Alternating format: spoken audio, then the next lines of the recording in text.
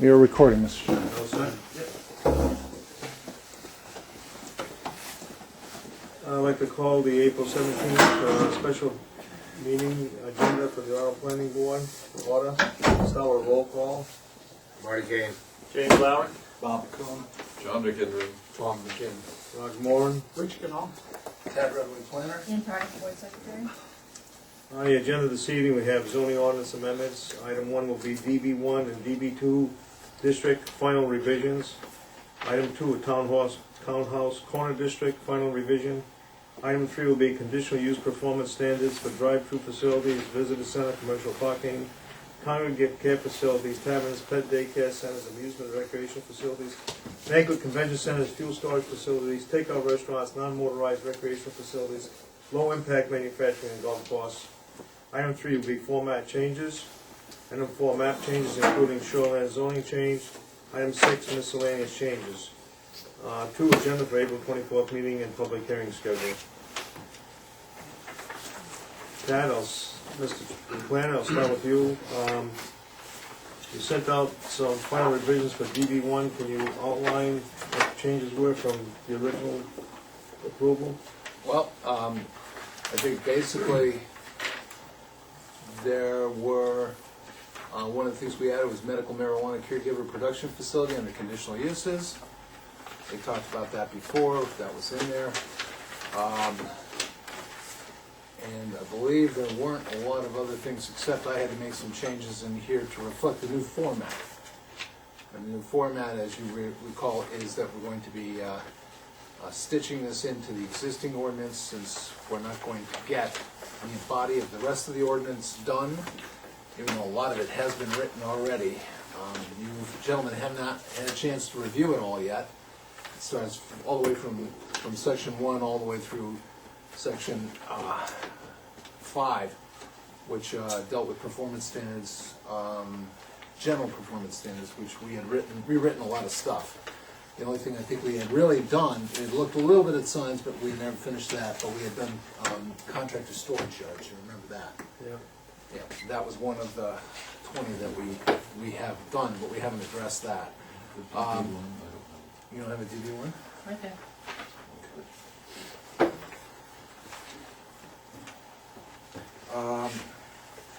Aside from that, there really aren't a lot of changes in here. I think our lighting is the same. Let's see. I don't think there was much new changes in here per se. Just wanted you. Oh, the only other thing was the lighting. I think that was it. The lighting issue, and that was actually it's no different than it really is in the existing 7.6 or 7.5 for lighting that we currently have, except we increased the CRI rating up to 80. Instead, right now I think it's 65, and we're up to 80. And that makes it a whiter light. At 60, you could use at 60 it was mercury halide or mercury vapor, and we decided to go up to 80, which is a metal halide or an LED. Since most people are using LEDs, the 80 color rendering index is actually more compatible with that, which more people are using. But we did keep 65 in the side and rear yards. That's something we had discussed a long time ago. I don't know if you remember how long ago that was. But, so that was a change in there. And then we had, actually nothing else. I just saw a change I'm going to make. References, see the references on the last page? Go to the very last page under landscaping, there's references to section 5344. That's the landscaping standards that are in the new ordinance. So I have to change those over to 5.6, or 7.6 rather, sorry. Anything anybody sees in there? One thing I was thinking that we also might want to put in here is agriculture, since we don't have it in here. And I wanted to separate marijuana growing facilities from agriculture, because that's currently how it's interpreted. Those are the caregiver facilities. So where would that be added, as conditional use or permitted? The caregiver is conditional use, So the agriculture permitted use. permitted.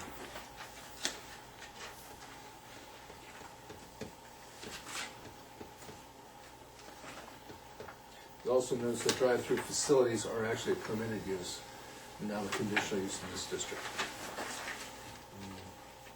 Where do they show up? Number 23. You'd asked me also to put in the timber harvesting. Where is the agriculture? I don't see it. We don't have it. Don't have it yet. Yeah. I was gonna recommend that we put it in, and that way separate the marijuana from the agriculture. I thought we weren't, yeah, I thought we weren't going I to. thought we discussed we that. have. Well, you've gone back and forth on the agriculture. Yeah. It's been a ping pong game on the agriculture. Thought we moved it You know, on I bet- to- What, agriculture to Yeah. too? Okay, well, then I No, won't put it in. Hey, Which is why garden centers are in there. The garden Yeah. centers were Yeah. traditionally part of agriculture, maybe it's my mistake, okay. Because garden centers traditionally are part of agriculture, and we specified that in that particular district, which means that, yeah, you did say no agriculture. Because aquaculture is not in there either. And the garden center is, what do you call it, accessory use, could be growing. No, garden centers are a primary use. It's a permitted But primary. as an accessory use, they could be growing shrubs or. Wait, that's what garden center is. Yeah. Right. Agriculture is an accessory use instead of a primary use. Right. Primary use is selling of material, of plant material and accoutrements.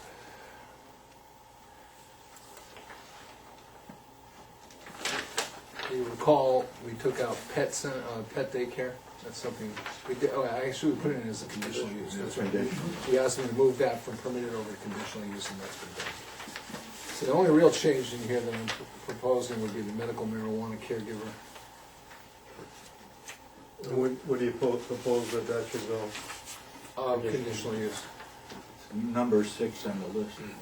Yeah, okay, it's underlined. And I take it there's a lot of state regulations to govern that. In the definitions, you'll find that I specifically reference the state statute, which provides all the specifications, and there's nothing, frankly speaking, you know, we've gone through licensing of 2 of those so far at the staff level, because it was a staff level licensing situation. And because we were using existing facilities, and the standards that we use were all state standards. And the fire standards, actually the fire department had more to say about it than the planning or code enforcement. Because the issue really, you know, we dealt with the security issues, parking, and in which there was very little parking. But they were concerned more with the growing, the lamps, the electrics. Because it's a high electrical use. And also there are concerns about, because of the intensity of it also, accessibility and fire protection. So it dealt with other codes than ours, and we never really had any real issues from the planning standpoint. Do we have net development density defined somewhere? Yes, we do. Find it. It's in the Oh, definition. here it is. We modified that, as you recall, the net development density is modified from what it is in the subdivision standards. In the subdivision standards, it includes the roads. I think we talked about this last time. I feel that's an unreasonable burden. And when we get to it, we will change that in the roads, in the subdivision standards, because that's always been an unreasonable burden. But it's a state standard. It's not a statute, but it's a standard on a statewide basis. Any other changes? So you'll notice also, the other change was the numbering. Notice how it's 821. All of these districts, because these are in the new format, rather than do a giant table, and the table would have been unwieldy beyond belief. Basically, on that table, what I've done, I should have printed that out for you. That table has eliminated the CCS district, and it just has in length C, section 8.21 for all standards and uses and standards. So it just basically refers to this, and this is in the performance standards. So at section 8, if you look in your ordinance, is a performance standard. So it's tucking that away in that section until such time that we get the rest of this ordinance done, and then we can pull this out and renumber this. This was originally 7.1 in the new format. If you look at your table of comments for the new format system. So, that's the Frankenstein thing I was talking about, where it's stitching one thing to another. But it's not that bad. It's just, So as it stands with these corrections, that's the way it's gonna go to the warrant? well, that's the way I'll go to public hearing. Oh, I'm sorry, public hearing, yes. Yeah. Which is when? You make your you call the public hearing at the next meeting, in a week from now, on the 24th. That's your last day. And can any, after public hearing, can there be any corrections? If we're lucky, yeah, if we do it quickly. We have the calendar that we passed out the last Yeah, meeting if as you well, remember, and we it's referenced that, it has the dates I'm and deadlines on it. Just It's, for the record, asking questions, because, like I said, turned out, I think you'll find there'll be changes. Well, if there's dramatic changes that we can't make in time, then we won't take it, you know what And if we got drastic changes, we should know all in advance. I We've mean? been working on this. It's bad, well, at the same time, I don't wanna take, if there's gonna be dramatic changes, I don't wanna take something that's half-baked. Yeah. The selectmen agree. They agreed Monday night, they said if it isn't tight, if it isn't solid, don't bring it in. Now, the problem is we have some businesses that are counting on this stuff. We're waiting in the wings to do some certain things. But, Well, I'll make a motion that we move this forward for public hearing as amended. There's only two corrections in here that we made tonight, right? right. If somebody else has anything else, I saw John writing, but I wasn't sure if he was writing. No, not on this one. Yeah, this is pretty much what was sent to you. We have a second on that motion? Second. Any further discussion? All in favor? Those opposed?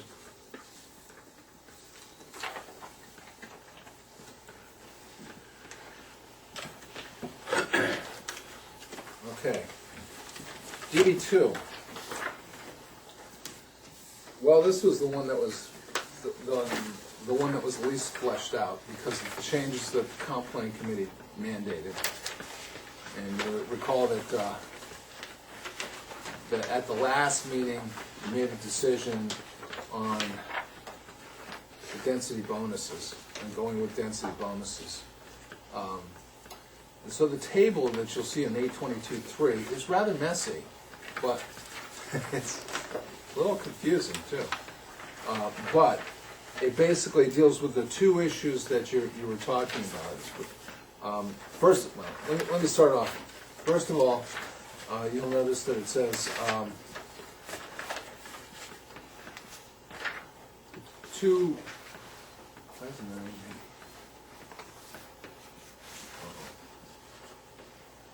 It's missing.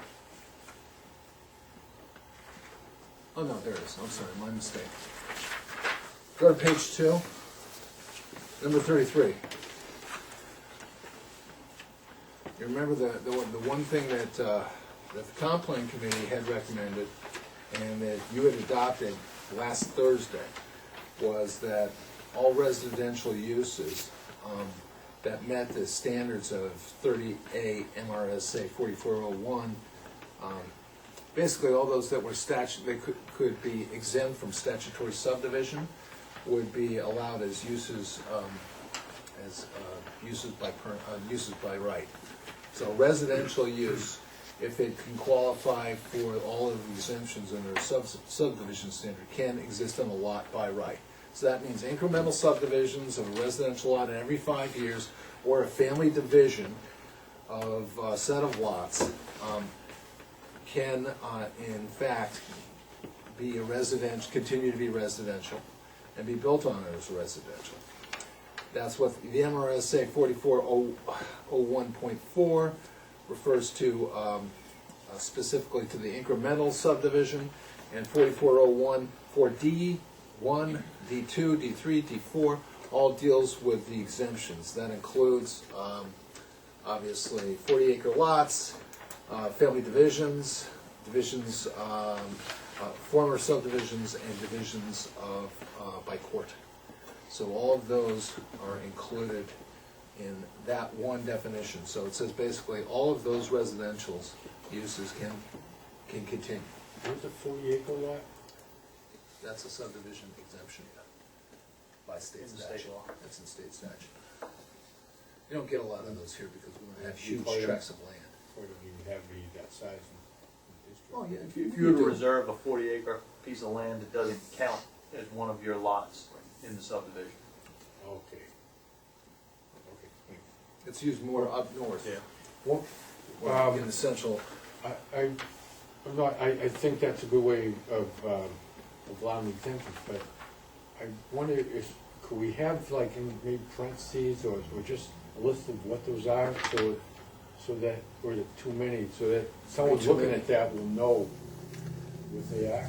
it's this long in the statute, Okay.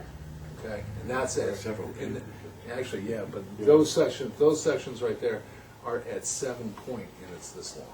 Okay. Okay, so that's why I had to make reference to it. I made reference to it for two reasons. Number one, so we wouldn't make a mistake. Number two, so anybody can, number two, because it's the legal language, that is the actual enabling legislation, and it references the enabling legislation. Number three, we won't be making a mistake. When you paraphrase what the state law says, Yeah. there's trouble. Okay. Okay, there's often a lot of trouble. And if you look at your definition of subdivision, just in your subdivision standards, which doesn't include a number of the permutations, including the court divisions for probate, there's a couple places where it's kind of questionable on our subdivision ordinance whether it meets the state mandate, so. Okay. So, yeah, I know, it's not user-friendly, but it's correct. Okay. Ted, while we're talking about this item number 33 in table 8.22-2, Yeah. I don't see anywhere in the permitted or conditional uses where it's explicitly clear that residential is permitted pursuant to table 8.22-2. Number 11 in 8222. Did I miss it? Yep. Because they didn't know. There you go. Sorry. No problem. I'm glad you went for it. I thought I had somewhere along the line in the last week not put it in either, but there it is. Residential provided a minimum. No, I just overlooked. Just so everybody see that. Yeah. So that was where your 35% minimum came in.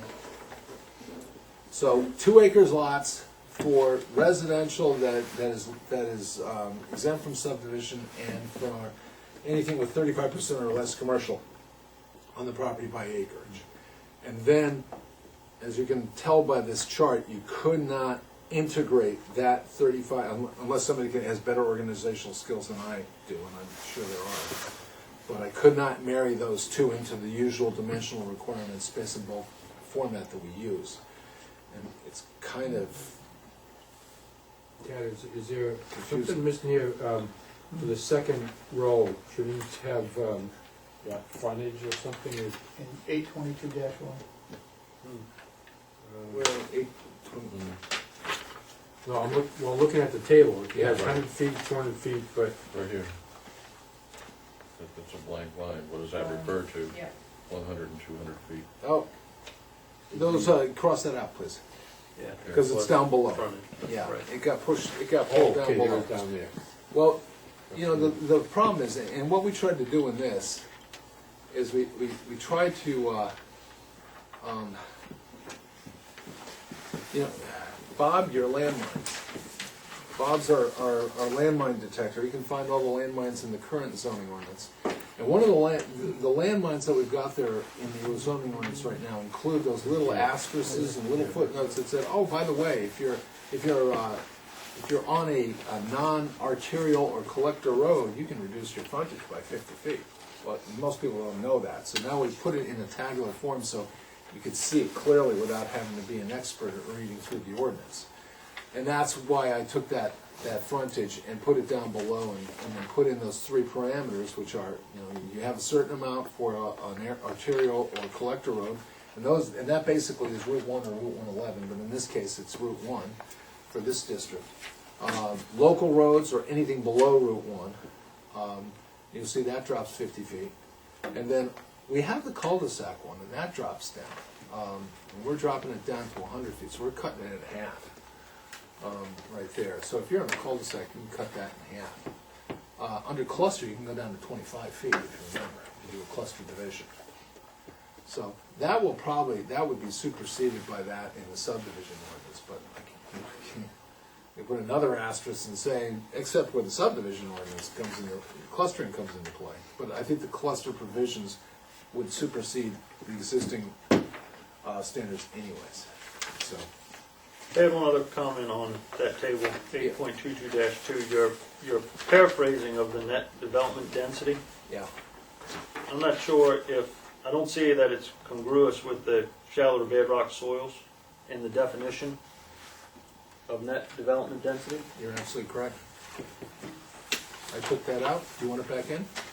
However, it's defined, just make it consistent. My concern is we have a lot of shallow to bedrock soils. Right. And that's why I didn't put it in the definition. And we have a lot of wetlands too, but I mean, there's nothing you can do with that I'm fine with the definition. with the definition in the definitions. I mean, personally, I'm fine with that. Yeah. There are means to deal with shallow to bedrock. Yes, there is. There's means to deal with wetlands, but not legally. Not without doing wetlands banking. I don't think we're ready for wetlands banking yet. Whatever that is. It's basically, it's like TDRs. It's like TDRs. Put it in the bank and use it somewhere else. Yeah, you put it in the bank and you apply it somewhere else. So you build wetlands elsewhere, and usually the state does it on a 2-to-1 basis. That's the way DEP lets you do it, is 2-to-1 basis.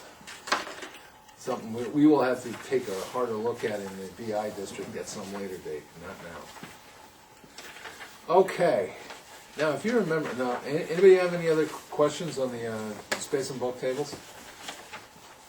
That is what you were looking for, right? I have a question on 822, the introductory. The second to the last sentence, site and building design is intended to be complementary to something in building patterns in DB1.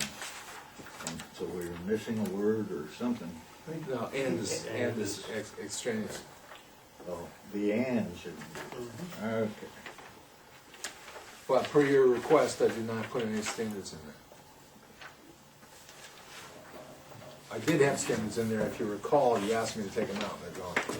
So, those standards are gone. Yeah, I just couldn't read the sentence. Only one question to ask, either on this or BD1 or whatever else, where does it actually start? What? Depth, if you wanna, are you saying it's back? This DB2 starts how many feet back? I know it's behind DB1, but where is it lost in? It's on the map. So it should, you have, like we have in DB1, Yeah. the boundaries are down to District 2. Yes. Picture on the official zoning map. Yeah, we can, yeah. Well, that has to be anyways in section 15, which is one of those many things I've got to clean up. I mean, that's the description. I mean, I could put it in here as well. But section 15 describes, if you recall, if you look at your zoning ordinance, section 15 has all of the descriptions of all the districts. Not by meets and bounds, but ours is different because we try to follow property lines as much as possible. Well, is that gonna be described the same way, or just be shown according to the No, we're gonna say map? according to the map. Yeah, because how could you describe all that? Well, what I've done for the last 2.5 days is I've sat down with the map and with my consultant. First of all, we've gotten all the 2012 parcels rastered in now. Now we're rasting. before we were working, excuse me, vector, we were rastered before. So everything was, whoa, out in space somewhere. Now we're vectored in, which is good, because now we have a level of accuracy that frankly our maps haven't had. For the whole town? Yeah, based on parcels, the parcels are vectored in, so that took a while. Sure, the bill's gonna be beautiful. And then also we've defined, I've also put in the boundaries, and in fact, Jim has finished that, he dropped it over to me, but I didn't have time today to take the shape map and then put it into the maps yet. But what he did is he, where we could go in the back, where we could follow property lines, we did, and then anywhere we had a bigger parcel, we went back to what we all agreed at originally, Marty, which you asked, 350 feet. The depth is 350 feet where we don't have a property line. So it pretty much follows 350 feet or a back property line, and there were some properties where, you know, we just basically went along the line even if it was less or more than 350 feet, just to keep it clean, instead of cutting parcels into tiny little pieces. Try to stay with the property lines as much as possible. So I'm gonna get that map done probably next week, get it all synced in. But it pretty much follows that one with some changes. Including the one where I told you down by at the corner of River Road and Old Post Road, that property, that prime property that we were looking at, does in fact have a conservation easement on it. You can't use it for anything. You can't even use it for residential, so it's no sense keeping it in the district unless you like clean lines.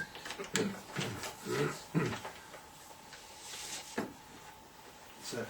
Ken, Answer the question. along that way, you said conservation. Conservation sells the property. It can come out of conservation, because Kennebunk Land Trust has done that before. Well, that would be true. We could do that. I mean, but I'm just making it note. no, it's a good point to make, Marty. Things change. And these lines will change. Things change. I mean, you know, the ordinances change constantly as new needs arise. You know how many times you've changed this ordinance as new situations arise.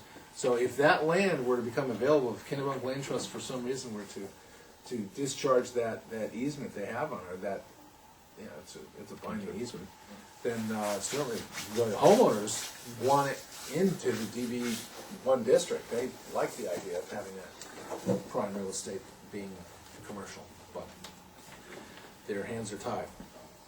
So I don't want to talk about it. So any other changes? You'll see also on the 1, 2, the 1.5, 2, and 1 acre. Those are lesser sub setbacks. They're not as small as in the DB1 district, but remember the DB2 district is a more expansive district. And certainly they're better setbacks than currently exists for 2 acre, 1 acre, and 1 acre lots even. 1 acre is 75-foot setback, front setback. Now we're down to 35. Or excuse me, yeah, 35. So it's pulling everything in closer again. If somebody wants to be 75 feet back, they can. But the point is that the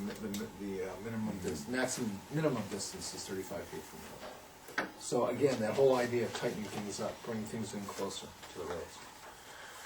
If you so want. If you don't, you don't have to. No. Also the rear yard setback. You know, Tom, you may remember, this was back in the dark ages. It was like 2012. Keep going. You want to go dark? Let's keep going. Oh, 2011, but I think it was 2012. When we first broached the issue of the DB2 district, you were very concerned about making adequate setbacks from, let's say, the R2 district, with that line interface with the R2 district and the DB2 district. And you said, we got to have an adequate setback there.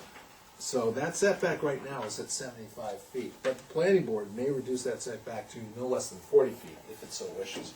What those standards are, I didn't specify. Yeah, I noticed that. I can, but I figured you guys may want some flexibility.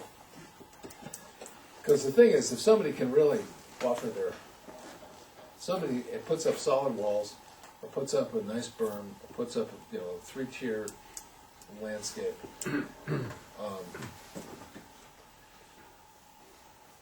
You can pretty much buffer it. You're not gonna do any sound mitigation at 75 feet. You're not gonna do any realistic sound mitigation at 500 feet.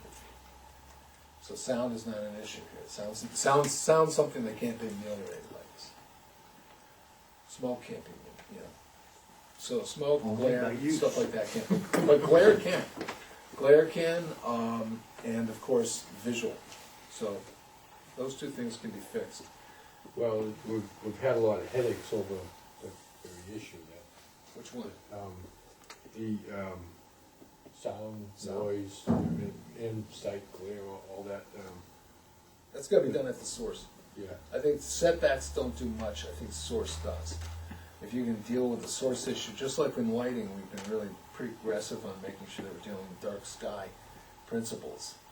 How do we deal with the source issue though? Yeah. That's what I'm saying, Dark sky issue. at the issue of height and lumens and direction and the type of lenses. Inside location, Site location. where they Sound, placement. Yeah, sound is, that's why some of these uses are gonna have to be conditional use, because the sound, I can't specify any specific sound levels outside of the 55 dB at the property line that we currently have. I mean, we could, but the point is that during the conditional use process, if we don't have specific conditional uses, the nuisance issue is always of prime importance in the conditional use process. It is in site plan too, but in conditional use, it's the focus, it's what you vote on every single time. So you have to take a very hard look at the issue of nuisance. I have one good one. You said 55 Yeah, DB 55. max, right? Yeah, 5-minute intervals, yeah, At the property line. at the Okay. property line. Legal muffler is 80. So it turns out you have to be quiet within a muffler. At the property line, yeah, so don't idle at the property line. But you can drive in and out, Marty, because that's intermittent. Right. It's You're not 5-minute going all of the durations. time. It's 5-minute durations. So it deals with spike issues. So it deals like motorcycles and so forth. That's why motorcycles aren't really affected by DBE measurements, the sound pressure measurements, because it's over a duration of time, not just spikes. Because I can yell at you, you can yell at me, and that's 120. At the property line. So when I'm yelling over, for Anthony to come in and eat his pasta, with a fence, I violated the sound ordinance if I didn't have it for duration.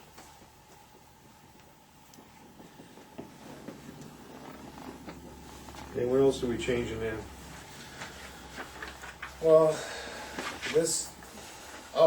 congregate care facilities and age-restricted housing densities. Remember, those are two uses, we never really tackled those issues very well. can you put the age restricted thing in here? Yeah. Yeah, what I said. What number? Age-restricted is in the, it should be in there, isn't it? Oh my goodness. Well, age-restricted is in 822.3, and, I don't have the. You have it, I age do? restricted housing density in the table. Yeah, with, Right, there's but nothing in the uses. uses. Oh, I don't know. So it should be conditional use? Would that be Hang on. permitted? Yeah. Congregate cares are in the age restricted, isn't. Here's the really weird thing, gentlemen. Age restricted right now is allowed in any residential district at half the density. Right now. Just a residence? An age-restricted community is allowed in any district. You've got that in your any place where you allow multifamily, this is allowed. So that means in residential and commercial districts, you can have an age-restricted community at half density of the existing density, of the zone's density.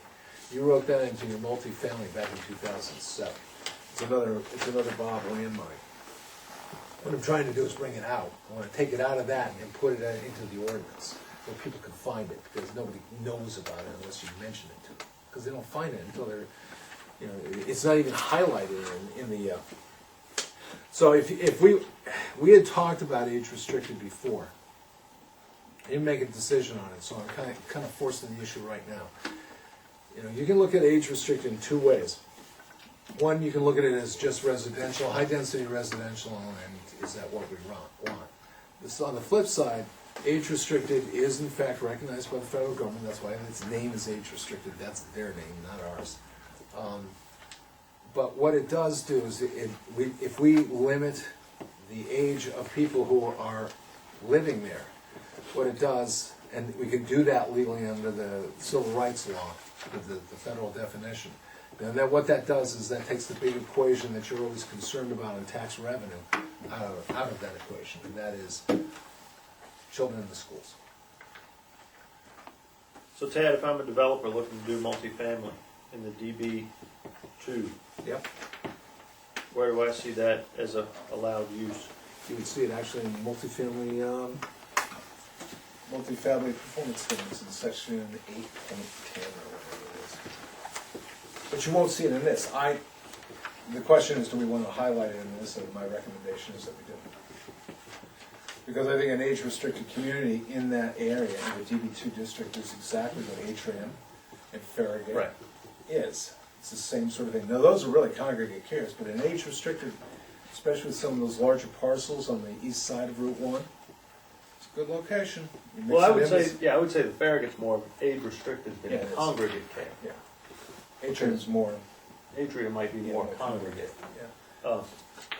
One is actually an actual residential facility, and age-restricted is residential. Congregate Right. care is really a commercial enterprise. Well, age It's a restricted is nursing home. either a condo or a subdivision. Right. Children 55 and over. 55 Right, and that's over. restricted. Yep. No children over, under 18. Except as visitors. So we're gonna put that under conditional use? We have a definite. Yeah, but the question is, do you wanna Should we highlight it? And spell I it would out? recommend that you do We highlight it. probably should. Yeah. Because as I said, it's buried in multifamily right now. And I think it needs to get unearthed. Well, and where does, I mean, that's what my big question is, where does either the permitted or the conditional allow multifamily? Yeah, I don't see it in either one. Residential, meaning everything. Okay. You see So, what I'm yeah, saying? yep. Now, I was debating whether I want to spell out residential, multifamily, single-family, duplex. So residential being very broad, And broad brush. And I can include that in there, just to make it very clear, because the Yep. fact that you didn't catch up on that means Yeah. that it's not clear. I think So- if we don't put it in there, it says residential limited to a single-family unit on a lot of record as of June 11th, 2014. We would shoot it down.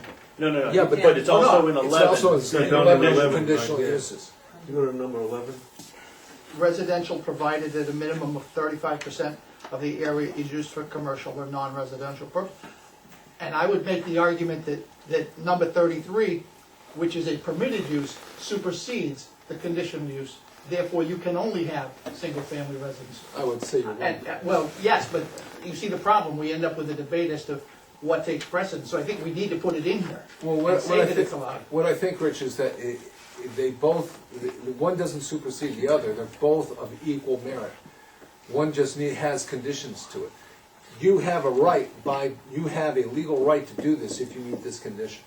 Well, that, I think we need And to. you have a spell it legal out. right, I mean, we almost could say that the residential up above is a conditional use too, because it's Well, limited it's to. obviously. Yeah. So we could do, I mean, I just made it, I wanted to make it crystal clear that this was by right, and down here I wanted to really call attention to the fact that you have to have your commercial. You know, you gotta have some commercial in here in order to get these density bonuses, so. But maybe we could do it parenthetically, where residential, single family. Yeah, or including mul- single family, including multifamily. Right, Yeah. Okay. right there, can do number that. 11. Yep. Okay. And two-family, so 1, 2, and However, one or two families. however we have it broken out and defined. Yeah. We also, the other thing I did include in there, by the way, is accessory apartments, number 5. Because those are permitted by right now. Those technically are conditionally used, but it's something that's determined by the code enforcement officer, so it doesn't require a conditional use permit. So that's why I kept it in a permitted use.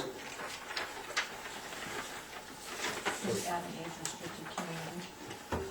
as a conditional use, right? Yeah. Okay. Question on accessory apartments, is what would, there'd be no limit to ways permitted, you have nothing you want, or No, accessory apartments are well-defined in, I don't have any less than definitions because 50% or it's 25%. 25, okay. Of the floor area or up to 500. All right. 500, 800? Right, well, as long as it doesn't matter, Ted, as long as it, if they were spelled out someplace. Yeah, it's spelled out, it's in section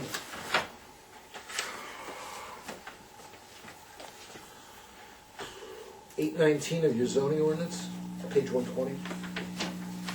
And there's a set of standards for accessory apartments, and it's allowed in every single-family home.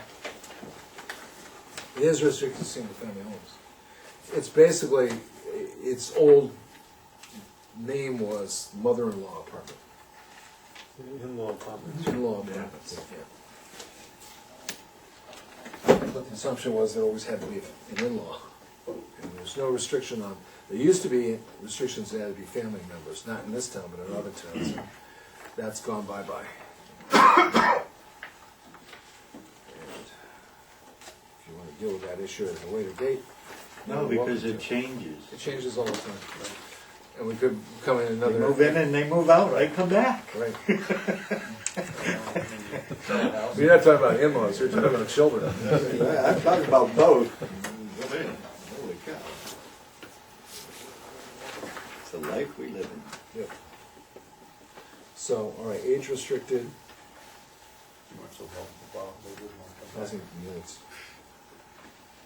Now, as you notice, since we've got those two in here, let's look at this really.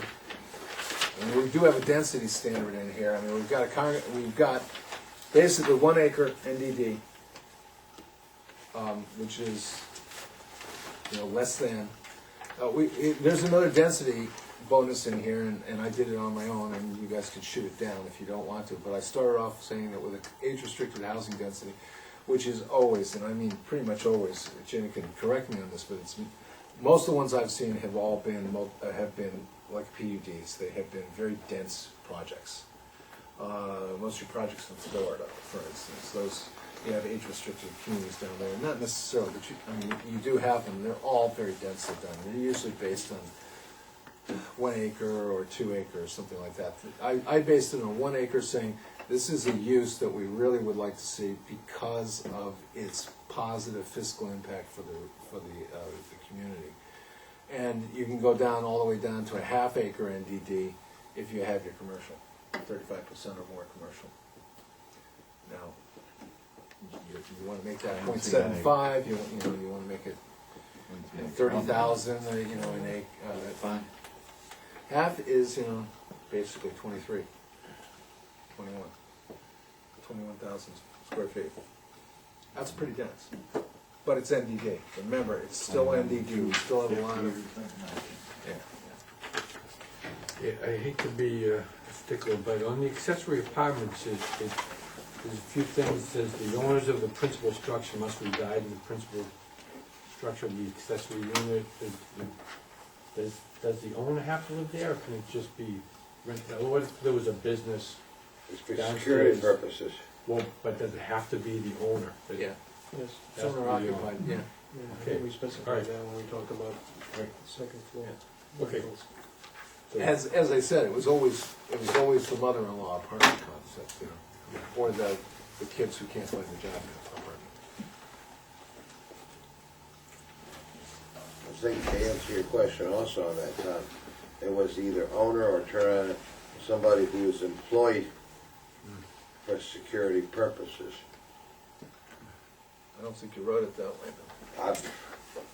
Well, it's Well- part of the intent, but Yeah, that was the intent. That was the way we did the Kate, it's what I- Kate's Yeah, that's Butter, what you right, did, Kate's. agricultural processing facility. I Right. don't know that we did the other It's one. it's a little more vague. Yeah. Me was right. I didn't know if you just rent it out to one of your employees or something, That's still within the company, that's what I'm saying, but it says the owner. they're, whatever. Yeah, and if they're permitted uses, Okay. Yeah, that's- it says it's gotta be owner occupied, is what it Yeah, says. it's, and it should It's be. that simple, it should be, yeah. I'm all right with that. Looks familiar. So 800 square feet. single guy starts business, okay, then he gets married, and there is enough room. That's exactly what I'm thinking. I mean, it's And they just, want it, they I'm want to buy just a saying, house turn out and- the no, then you, and they have that then you gotta body. close the business down if you can't live there. Sure. So, Yeah, Yeah, that doesn't make sense. Yeah, Yeah. isn't that the way Atlantic Storage is set up? Yeah. Well, They have No, a that's not an person, accessory, no. That's, it's not under this accessory ordinance that they have that. They have that just as a caretaker situation, but it's not listed as an accessory apartment, or what we call an accessory apartment. The real term for it used to be accessory dwelling unit. Aaron changed that to accessory apartment, because he truth in advertising. But they're under a different one than this. They're not under this standard, so. but that's what it is. It is an apartment, but it is not an accessory It's for the apartment as caretaker. defined in this section here. Otherwise, then, Yeah, but Marty, no, because there is no other residence. It is a residence with an apartment within the residence. Theirs is just an apartment within the business. That's different than an accessory dwelling, accessory apartment. Yeah, it's a little gray area there. It's big. One's a single-family home and one isn't. Well, it's something that I think it's not worth changing, because. No, I don't think it's even worth The discussing. likelihood of it becoming a problem is pretty minor. I'm just thinking, like Marty said, Yeah, I someone think someone it's a has good a point. business, they're living upstairs. Why don't and we then- deal with that after we Yeah. get out of the Yeah, zone? so this zone that's stuff, why it's because not accessory worth- apartments deal with all of the town. Yeah, so It's not just with, it's just a we're just trying to get this stuff through, and I don't wanna get sidetracked Yeah. again. Yep. yeah, this is specific to here for now. Right, Right. right. So, and going in, I It's think it's ensuring that right, it's not but down excluded the from road, this. you, Yeah, we might, it's a very good point. They want to look at it, yep. yeah. So what else we got, Mr. Planner? Well, we need a vote, move it on. No, but wait, there's more. But all the standards. Yeah, all the standards that, you know, if you remember, you talked about a lot of the standards, but you never consolidated, you never voted on any of them, you never made a decision on them. And it's, there again, section 4554 is in the new ordinance, and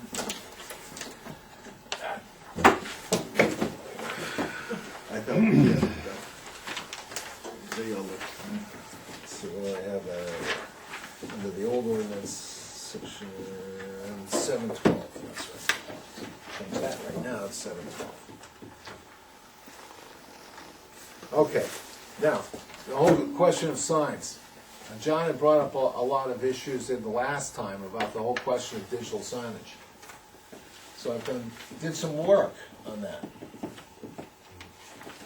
And the board had played around with various things in here, and I put some definitions I've cobbled together from a number of different places, including the industry and also from some communities that are successful with it.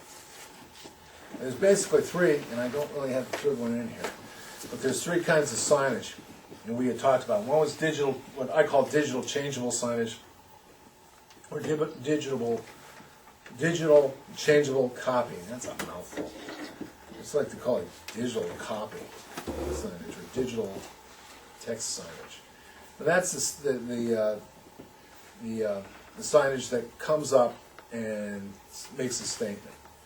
You know, like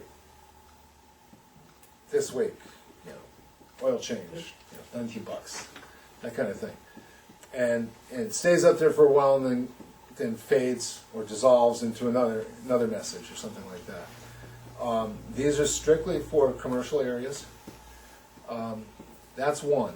I've got a duration of 20 seconds in basically non-residential areas, and what I've seen in residential areas was 30 minutes. Actually, they had 1 hour. I thought that was a little much. That would be for like a school or something like that. Firehouse. And also the standard seems to be amber lettering in residential areas. I'm not really a big I'm not a big fan of amber. I think it puts out a lot more lumens than a red, but. Well, that's.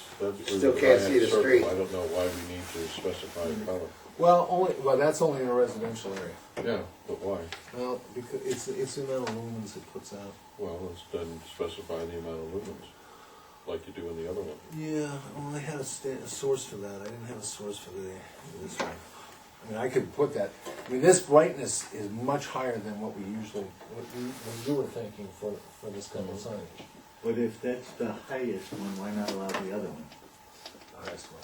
If you're saying the amber is brighter and gives out more lumens than the red, why not allow the red? Yeah, but there's all colors. There's green, I'm there's just red. using it as an Right. example. I'm agreeing with you. Right. Why limit the All right, color? well, If that's the only high because that is the standard, that's why.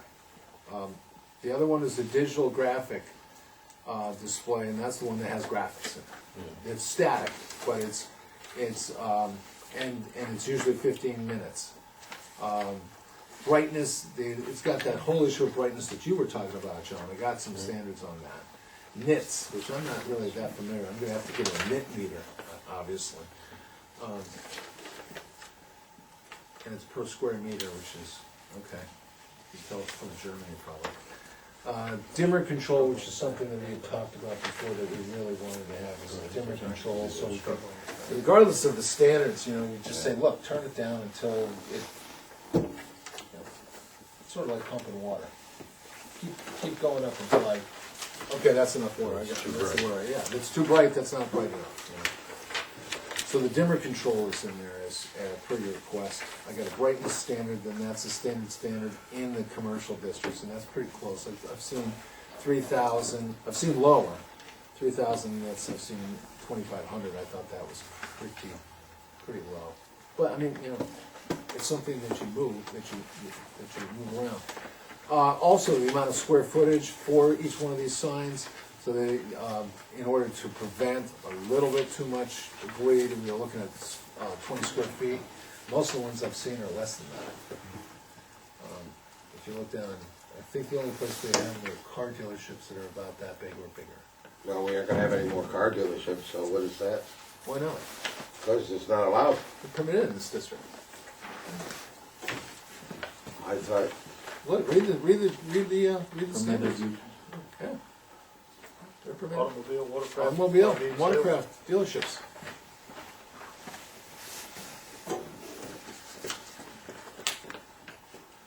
You made the argument at the last one, I think. No, I think we made that argument, I mean, we all agreed to that back in the early days. I mean, we said, yeah. We just thought, we want it back a little ways, so there's more room anyway. That's what we had talked about. Yeah, automobile, and auto repair. Recreational vehicle sales, breweries, wineries, I mean, we got a lot of stuff in that we weren't allowed before. Also, audio and pyrotechnics, we didn't have that before, pyrotechnics, I'm sorry, I should have just said fireworks, but I think we all know that's something we probably don't need. Audio speakers, the blaring, that was an issue. I've got that in there. Then the usual standard that's there already about rotating and flashing signs, read boards that are flashing, string lighting, non-neon light emanating from features, white colored. We also have neon still in there, if you remember. I think under audio or pyrotechnics, I think we should mention there that the sign should not emit, even, I'm thinking in terms of noise, some of these older, or some of the neon signs tend to be really noisy. They can be. Yeah. So we should have something there that says that the sign shouldn't. When it goes, if a sign were beginning to make noise as it got older, will you shoot it? Wouldn't you be able to measure it at the property line if it exceeded decibel level? Oh, yeah, but that would be a really noisy sign, Well, wouldn't the owners get sick of that first? Yeah, I would think. Not necessarily. You get used to Depends it. on what yes, you can Right. adjust. Yeah. you're a homeowner, but, you know, remember, this is a mixed-use district. You know? This is not just, I mean, although we like it to be straight commercial, only from a revenue standpoint, but, you know, the reality is it's a mixed-use district. And the mixed use is actually a beneficial thing. You want the combination of residential and commercial together. I think if we leave it general for now, it shouldn't emit undue noise or something like that. We can Yeah, put that under at the least. regular standards, under the 5.4. When we do 5.4 is done, but I'll put in something in the sound for 5.4, which deals with that issue of sound. And I did put in, I put in something about repair of signs, but audio, I did not. I did not put in it. So, thanks, that's a good one to put in on 5.4. Yeah, because even with LEDs, some of those transformers, those switching transformers, when they go bad, they can make a hell of a noise.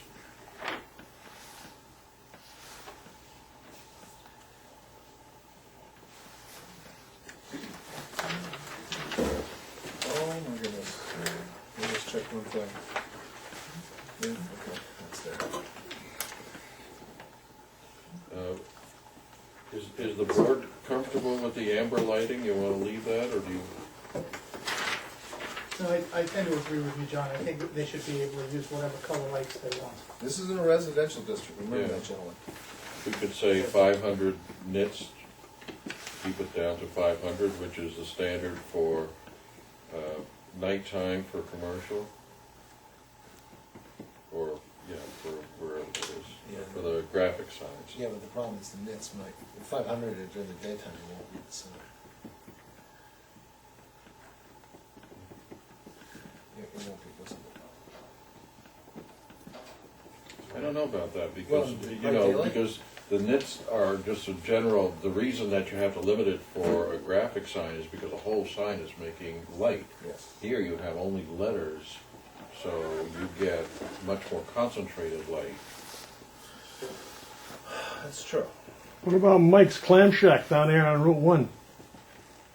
They have one of those signs. How many nits is that, do you know? Yeah. It's pretty bright I during would the like day. it, yeah, they can be bright. You know, Go they over can there be and bright. count them. I mean, if we put a number in there, we can kind of modify it just as a reminder that we need something, but I don't know. Remember, a number is forever. Unless, no, Yeah, And what I would worry more about So is is the not color. a specific color, but a uniform color. Having all the letters the same color, so that people don't go let their third grader out loose on their sign. It's sort of Well, like you the can't Newport signs. be today because it's multicolor of everything else. Well, Well, we were calling for amber. Well, I mean, even amber, I mean, there's a whole range of what you yeah, can call amber, amber. yeah, that's true. I mean, Why even But put we're- it up? Because the owner can't put, you know, he's paying for it. Let him put up what he wants. I mean, you're well, right now, we can't have these signs in the town anyway. Right now, these signs aren't permitted. So we're actually opening up some stuff here, Mike, that isn't allowed. Until we get a history, maybe it's not a bad idea. until it's changed again. Gotta see the one on Brady's screen print down across from the Dairy Oh, Queen. yeah. Yeah, that's a bright red one. That's a bit bright. He's in the commercial zone. Yeah. Not gonna be. Imagine Well, that in the too many residential people. zone. See, that's one That's of the. Well, both. there's mixed houses. Yeah, there, but right? amber would be even more overwhelming. At night it is. In the daytime, it's not bad. At night, I would agree with you. Yeah. I find it very distracting to drive by. That's what it's there for. Well, you aren't going to see it from the main road anyway. That's what it's there for, to see it. Yes, it is, but it's not there to make you drive into a tree. Okay. All right, so we'll take amber out and add uniform color. I mean, you can, We don't have to add that in. well, you can also put in there, I mean, since you can put in a performance standard on it, it should not be annoying to the neighborhood. And boy, is that gonna be annoying. Yeah, That's, No, I'd rather not get too convoluted. But this well, that's is not all- convoluted, that just puts the sign at the mercy of See, you know, defining what a annoying Yeah. is. Then you got the Where corner are you pops changing up to this? try to enforce it. Ken? It's actually, you'll find on it, page 4D? it's on page 4D, So we're just taking out with amber lettering and gonna put Uniform. 30-minute duration. uniform color lettering. With uniform color. Right, but it's already basically a static sign. Yeah. Will we have any nits or? Well, since we're not sure how that's gonna apply to this kind of a sign. Right. Because if we put in 500, that could be really bright for one of those signs. Right. So what if it's like, it's just screaming bright? Well, then let's put We the have dimmer nothing. control in there. Then we negotiate. Well, or add dimmer, yeah. If you wanna put dimmer control, we can put dimmer control. I think if you have a sign like that and it's too bright, you're not gonna be able to read it. Right. That Yeah, is it true. does, it gets fuzzy. It's as simple as that. That is true. And that is the problem. And you would hope that the sign Sign owner vendor, may not know that. manufacturer would be able to recommend the appropriate level of brightness to, Yeah. for But readability. wouldn't you think brighter would be better to get the retention? It depends on if you're in the dark Not or if if it's you too got. bright, because then you Kind of blurs out. lose that. you That lose the Brady's clarity. sign kind of does that. Sometimes when they got the wrong thing on it. Yeah. Yeah, it does. I have to go by the Great Fire Rescue one every day, and at night, it's almost, it blinds you. You can't see it. It's too bright, and that's amber. So it's really, I'm gonna have to find out some nits on that, but I don't think I'm gonna be able to do that at home. Unless I go and say, what's the nits on this really annoying Brady sign?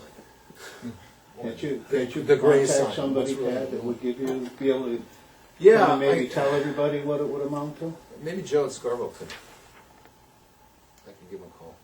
Well, how about we do with uniform color lettering for now? If you Yeah. can find Yeah. a value, then we can Before put it next in week? there. Right. Okay.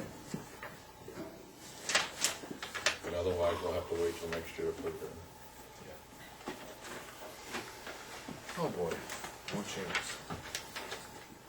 Well, okay, that sounds good. No, that's a minor change. No, I agree with John. I'd rather have a standard. I'd rather have a number. But I don't want to pick one arbitrarily, because that could be worse than having none. Okay, and we're gonna hold off on the noisy signs for something else. We're gonna put right? the- Be added to Gonna put 5. Coordinate, We're gonna put it in the general standards. What about the non-neon light emanating shall be white colored? Or is there a reason for specifying color there? That was an old one.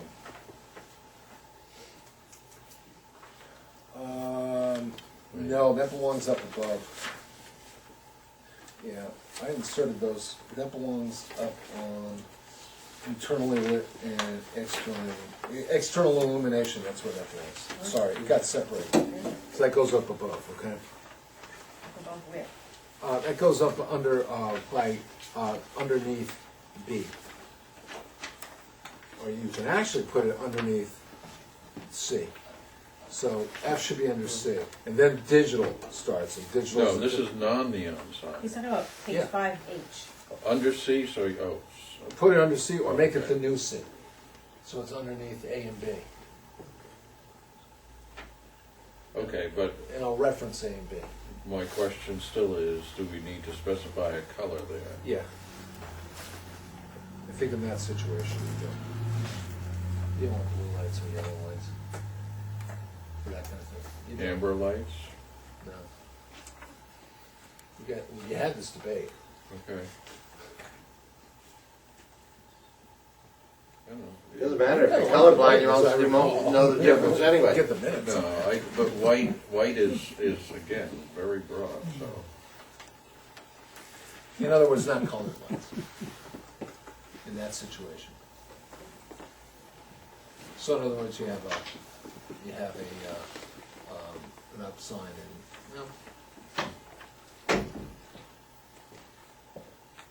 Okay, that just jumped out at me, the rest of the board doesn't have a problem I with don't have a problem with I that. don't know. it. Okay. Yeah, let's move. Okay. I was getting sympathetic to what you were saying. All right, areas, sign area, which you never decided, you went all over the place on this, so, I tried to put a compilation in here, and let's put it next to, because I use the same format as DB1, which if you remember, cost millions of dollars and thousands of lives to get rid of that. So this is the same as the DB1? No, it's not the same, but it's the same format, Okay. okay? Because it's got the same exact issues, the same signs, same types of signs, the issue of single occupancy or multiple occupancies. This is the issue of second floor sign, second floor businesses, being able to put up signs, post signs, all of that stuff. And a lot of it's pretty much the same, it's increased in certain areas.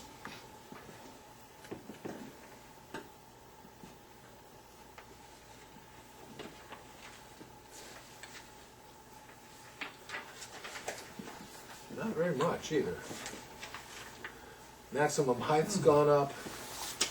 Maximum area is still 40 square feet for a post sign. Maximum height has gone up.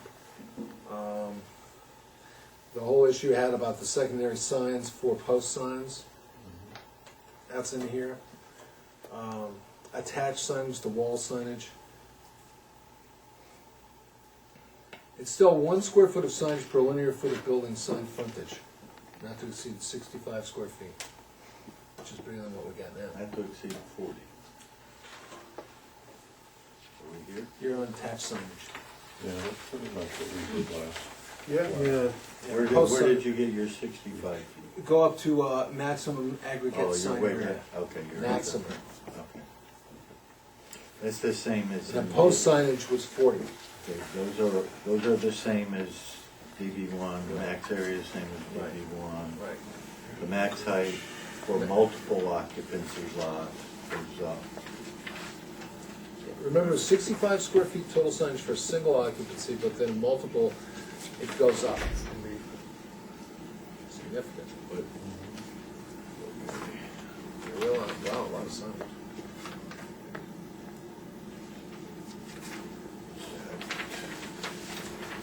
So the only, it's the height, The height, yeah.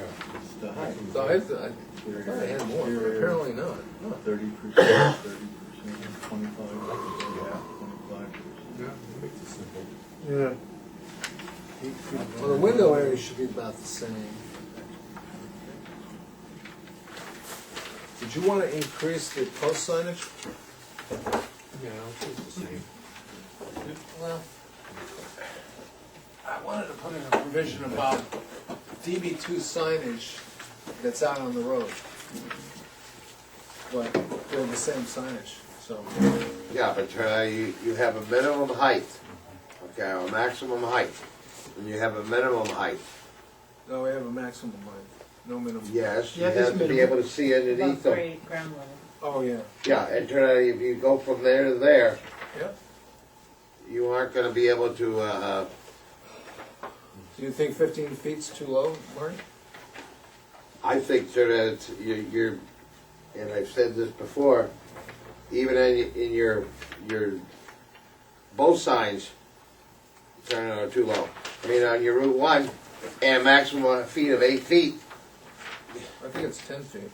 well, it says maximum height, 8 feet. Well, that's minimum That's height. for, Minimum height. Route 1, that's what I was saying is, It's 10 feet. I was right. what does it he's say right looking at the there? DB1. That's what I said. DB1. Yeah, but we're in DB2 right now. No, He's but comparing. talking about it. No.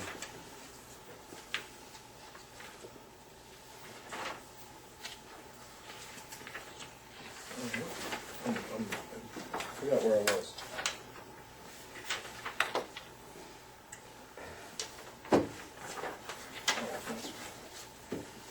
That's what I wanted to get.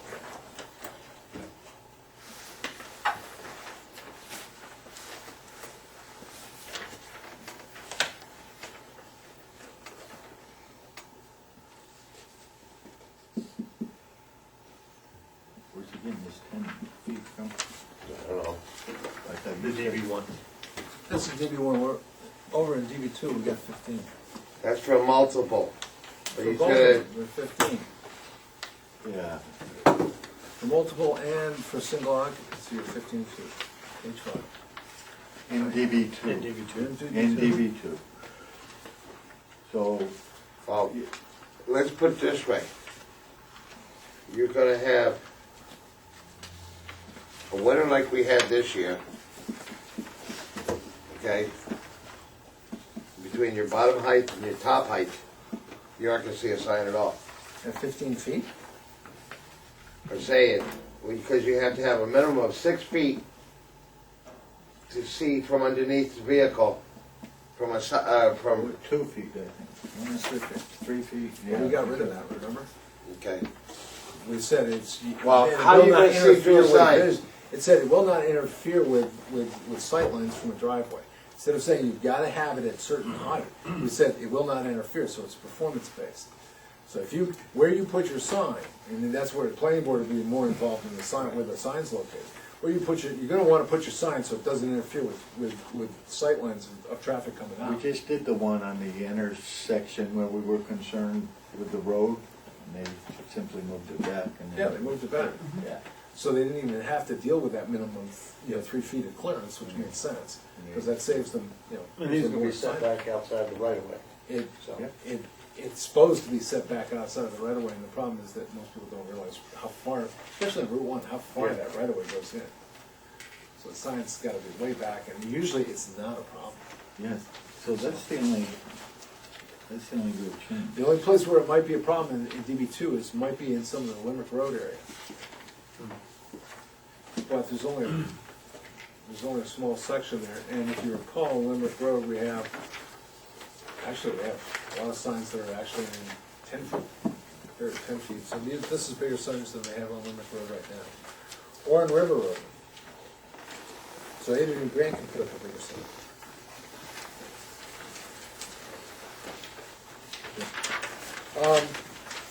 So we have 40 feet, just so you know, that you can get up to, 60 square feet. 55. Yeah, I mean, it's 25 feet, so, I mean, we go up to 60 square feet. So if you wanted to make it bigger, you could make it bigger. Right now you have it 40. So, remember, the objective is this is going to be signage that's going to be back in the back portion. Hopefully in areas where we get some bigger development projects back there. 60 square feet is a lot of signage. 4 by 8 is 32. Right. And So turn that's out, double that. you said 40. Yeah, but I'm talking, I'm just talking about the 60 square feet. But we want to stay with 40, No. which is a sheet of plywood, which is not a small sign. You think that. But as opposed, as a directory sign, it's probably small for that kind of use. But then again, if you're doing digital, you're not going to get an 80 square foot sign. It gets expensive. What? Well, and a lot of the sign makers are very creative in what's sign and what is backdrop and Yeah. what gets counted Yep. towards that 40 square feet. So, are you all right with 40, or you want to go up? Because 40 is what you got down in DB1, and the question is, you want to go up this more in... So 60? 40, Well, could I ask, we're was that talking 40, about- was that 20 on each side? No. No, it's 40 on one That's- side. What about two-sided sign? That's, Just all trying- signs are Yes. two, are one, are All signs are two-sided. measured on one side only. Well, not something that's on a building. No, that's different. That's different. Okay. But a two-sided sign is measured on 40 one you're side. talking about is 40 on both sides you can use? Yeah. Yeah. But that, we're talking about a directory sign here, right? Right. Yeah, the problem with directory signs, as we all know, is that it's hard for them to work, unless if you've got a whole bunch of uses, I would say directory sign, I mean, you can't read them fast enough. Right. You go by them, I would you should say probably have addresses instead, creating an address. we should allow more on a directory. Okay. To me, it makes sense. I mean, there's no real advertising taking place, it's just directory. So if you have a lot of businesses, you need a lot of space. We could only. Yeah, that's what I'm almost thinking from a directory, you come up with a good per unit, Yeah, that's what I was thinking, Per per unit. unit. you know.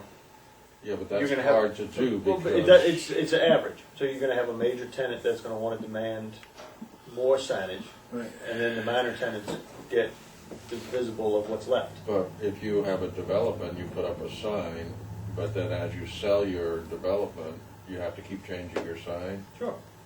They do it, Yeah, they do it all the time. Yeah. Not for small businesses, I don't.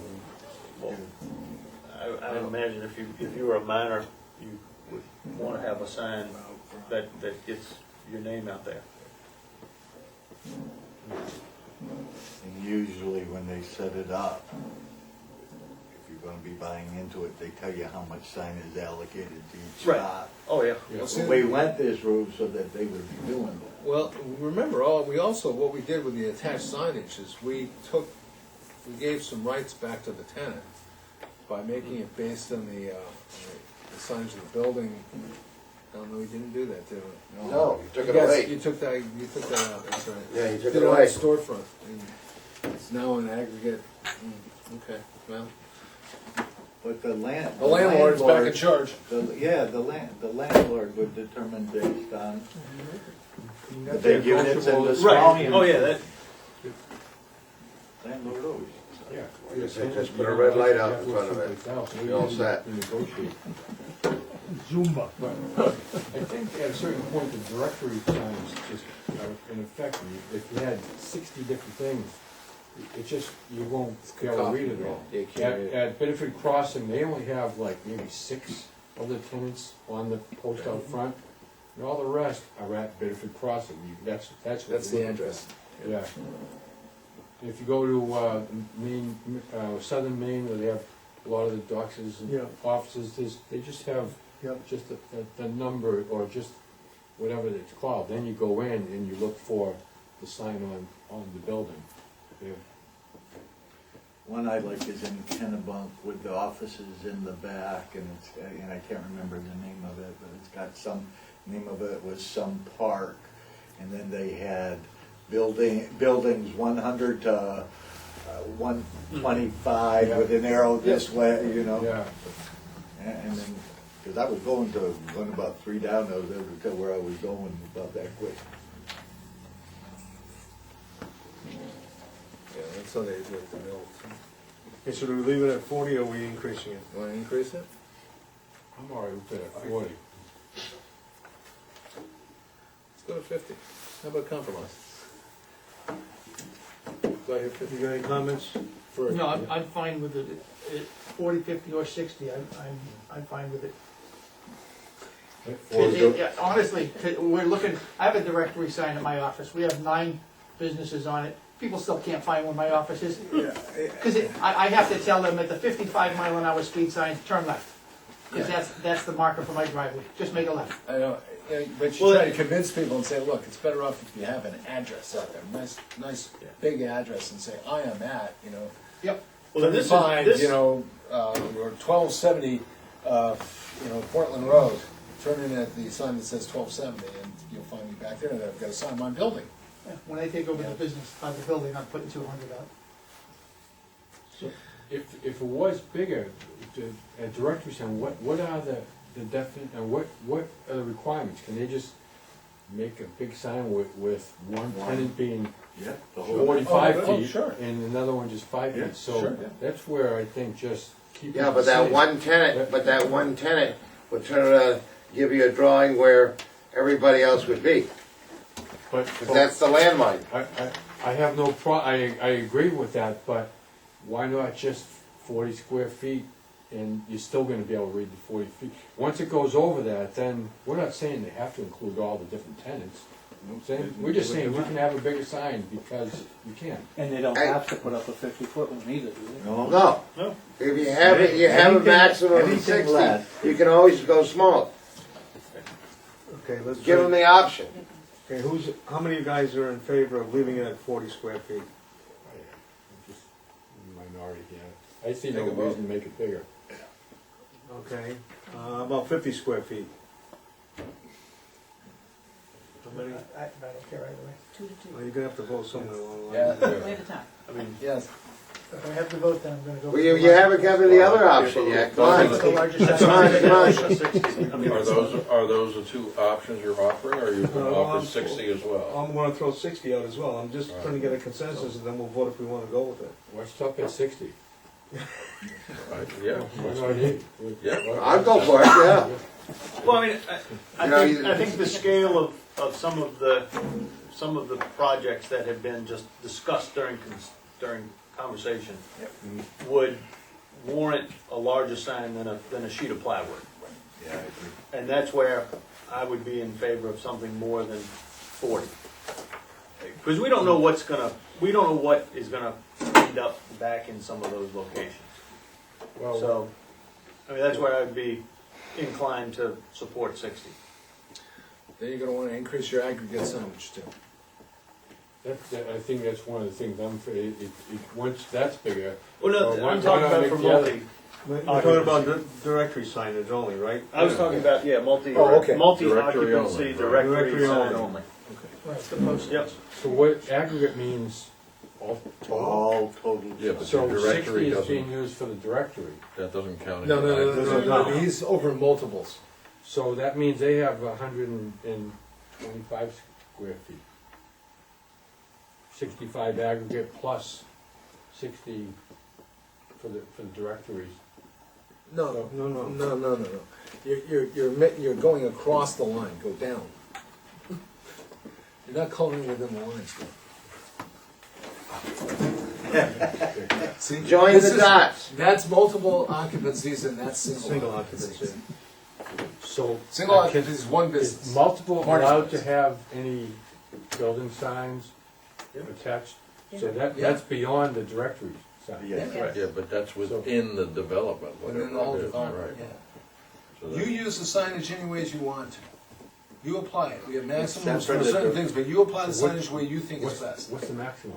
65 in that situation, 65 square feet. What for a multi? It depends on the size. You can't have a maximum because if you It varies have by- a 100,000 by the square number foot One square building. per Right. 25 square feet. So, I don't I mean, think- if you've got 100, In think of addition. it as a 200 foot building there, and then do that 1 square foot. You got Or 200 right there. Or 100,000 square foot Or- building. Well, that's You're wishing. square foot, but in terms of 100,000 length, square feet, that's Let's just get a business there instead of worrying about 100,000. Let's just get the business, let's not worry about the sign, right. doing what they want. Yeah, that's Well, even that's sounds why better. there's no aggregate for the multi-tenant one. There's no limit. It's limited on the square, on the Yeah. linear feet. Right. Number of occupancies. So if we put a limit on that, then, you get 100,000, well, you won't get, but, Marty's right, I mean, that's ways away before we get 100,000 unless, New England wants to come in here and put us, campus here, but, That's a wet dream. they said the same thing about Maine Med, We're but, recording this. Okay, so what did we vote on 60 yet? No, we haven't even been thrown out yet. Marty, why don't you make a motion? I can't, because we're throwing it, There's no motion there. we haven't made a motion. No Let's, motion. you'll do a poll. I Consensus. just asked for consensus, I didn't ask for a vote. So we'll do this the easy way, so that we can get a consensus. Mr. Chairman, I make a motion that we allow in a multiple occupancy dimensional requirement directory sign of 60 square feet. Second. Any further discussion? Can we get a vote on that? All those in favor? That's 4, No. Five. 2, Five. 3, 4, 5. 5. I can't Okay, count. so it's increased to 50 square feet. 60. All those opposed? Yeah, right, 60 that's right, you got 2 opposed. 60 square feet. 60. No, yes. Like that's Saying not you can't count backslide. is a good thing to say, it's just to talk about when we're dealing with numbers. Okay, so 2 were opposed, and those Well, are 2 I'm from gonna count within myself. and. Don't have them come to sign. Thank you, Rich. You could be 100, yes. Okay. Okay. All right, the only other thing I had was the height of an attached sign. Remember in the DB1, you wanted to keep it pretty close, want to make it on the first floor, but if you have multiple floors, you're gonna need to raise the sign of the height of the wall signage. The projected signage works at 8 feet, because you don't have to do projected signage any higher than that. But for wall signage, it needs to be higher. Where's wall signage? Wall signage is on page 5. It's under attached signage. Feature, dimensional requirements, see attached signage? Projecting and wall signage. Projecting and wall signage, that's a good point. I think that needs to be higher than 8 feet. Would you agree, or do you want to keep it at the second floor?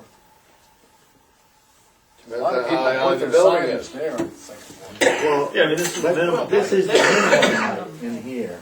I can't, So you if- can't count, I can't. So if you've got the one floor, it's at 8 feet. If you've got 2 floors, they can go up and put one up by the business Yeah, at the my- second floor. Yeah, well, remember, wait a second. I think there is a maximum. I was on the wrong page. Yeah, 15. Third floor, not allowed. You want to allow it Yeah, on the third floor? but first and second floor. Well, the third floor, you just leave your lights out flashing, you're all set. Well, that's also window signage. Yeah. And there's also windows there. No, that's where it says third floor not allowed is under Put a red window sign signage. out. Yeah. Right, I can't read. So, Jamie, why don't you take over? No, thank you. I don't understand the minimum height, why do we even need that? Well, it applies to attached signage. Wall signage. Projecting signage, like the signage that comes out, Okay, so just have. So you don't hit your walk head. underneath People can it, walk okay. under it. I So I people was can thinking walk it was under it. up against the building. carry Oh, an umbrella or something and don't whack it. Right. I mean, it would be attached to the building, but You you could have a- there's letters that are. So what physically if someone attached. wanted something up, right up against the Thing wall? coming out, the sign. That's banner. That too, yeah, That's wall. That's Yeah, wall that- signage. yeah. Where's wall? Where does wall show up? Projecting and wall, attached signage. Yeah, it's attached signage projected in wall. If you want to separate wall out, you can separate wall out. Well, that's what I'm thinking, if you wanted something on the wall, you probably wanted it at eye level, someone walking in would might be able to see it. And that's a good point. If they have- Named by a door or something. Yeah, No, it's so very I'm just important. saying it has to be up 8 It's feet. very, no, it's a good point. So minimum height for that attached Minimum height signage. for Or attached For the, signage. yeah, For projecting signage. so one would be projecting, one would be. Yeah. Minimum height for projecting signage and no. Yeah, We wouldn't minimum put height them for- in. Kid, Right. I don't care where you put it. Right. Let it rot. For projecting only. By the way, are you measuring that height from the top of the sign or the bottom of the sign?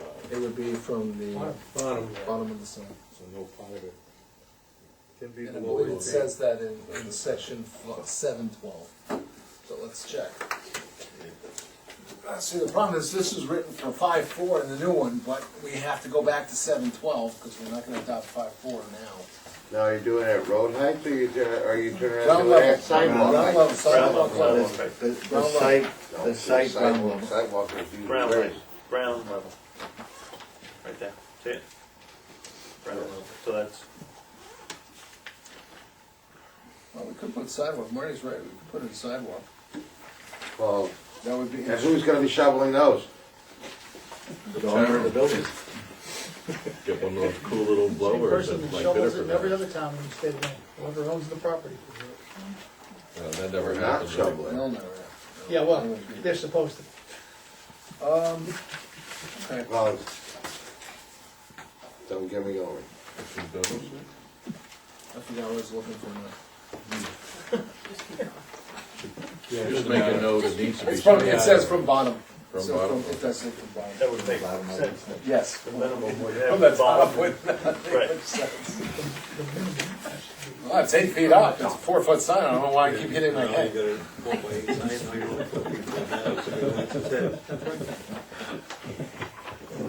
Right.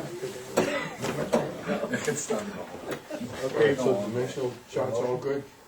I'll second that. What's that? Who said it's time to go home? I'll second that. Those in. We did, we can't make motions, sorry. I'll second it. We're just kidding. Yeah, I'm kidding. We gotta get this done. Okay, I'll make a motion, we accept the, that chart for area and dimension with that one change of 60 feet that was Oh. approved. And the other change is to add minimum height above ground level for the attached sign, Projection sign. projected sign. Okay, that's projected. Why don't we just make a motion on the whole thing? Yeah, just Yeah. move forward. Instead of, Yeah. Move the whole instead of making a package motion forward. for I'm each just trying, section. I'm just trying to move on. Well, do we need, Okay. if we've got a consensus, do we need a formal motion? No, No. no, let's just wait until we're done the whole thing. Okay. So now we're down to, Okay, Ms. Vice Chairman. Design requirement. off-street parking. Turn the board. That's right. Yeah. You My understand, minutes. she's running the board. Couldn't do the Mr. Planner, can we move on to off-street parking? Yes, we can. Let me just bring up one little point on the, Ann says I can't. No, you can. I'm going with you. I've got another reference to 5.7 in there, I'll fix that, okay, so it references the current ordinance, not the old ordinance, okay? Off-street parking and loading. All we've got in there is shared parking, parking lot connections mandated and reserved for connecting parallel roads. Don't have anything else in there, unless you guys have anything you want to specify in there. Goes right back to off-street parking with striping, you know, and the dimensions. I don't think That's there's if anything it's else in paved. there. That is in the current general standards for off-street parking. Yeah, but I said if it's paved. It may not be paved. Well, it only can be for a seasonal use that's unpaved. By our standards right now. And it references section 5.6, which is parking, 7.7B1, which is site distances and turning radiuses, and 7.7D, which deals with entrances on Route 1 and Route 111, but our concern here is Route 1. Yeah, and we don't make enough references to that. That'll be incorporated into the new one, so we don't make those. So it's not a separate own little minefield, right, Bob?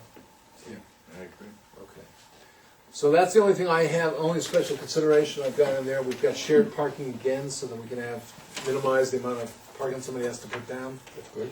Yeah. Yeah. And it doesn't prevent them from putting in more. No, they can put in more. It's just, you know, Why pay for it? well, it's a lot to expend. Keep costs down. You know, I don't know, well, we'll deal with it later. I've got special surfaces in the DB, in the townhouse corner, but I don't want to apply it here, unless you guys want to, but we'll drive off that bridge when we get to it. Nothing's really changed in the lighting. That's basically taking some of the lighting standards and putting them in here, so for the specific district, remember we wanted to put those standards in, so that's in here. The CRI is 65 in this area, Landscaping is the Okay. same too. and 50 in the rear yard, so you can start getting back to high pressure sodium. But nobody's using high pressure sodium anymore, so. And in the back, it's. Well, it's, yeah, you're getting mercury vapor and Irrelevant so forth, the yeah. most, isn't it? Yeah. Safety lights better. Yeah, landscaping is the same as currently is. Straight trees along the streets, make new streets, vegetative stands, keep them, parking strips, side yard planting strips. Okay, then you can make a motion. Okay, I'll make a motion that we move this forward. With changes. Karen, with those few changes. Okay. I'll second it. Any further discussion? All those in favor? Yeah. Any opposed? Okay, move on. All right, townhouse corner. Okay, I made some changes here. And the biggest thing that made the changes was, again, that the visitor center commercial parking lot, which, I don't know if you want to deal with that now, since it's integral to this, or not. But remember, that was the big issue you had the last time. Well, let's go down. I put agriculture in here, and I also separated medical marijuana caregiver out as a conditional use, so that separation there. Recreational facilities accepting power sports amusements, which I have a definition for, okay? Lodging, including boarding houses, so remember lodging does not include boarding houses, and putting boarding houses in this district. if you agree. If you don't agree, then I'll What's take a it boarding back. house?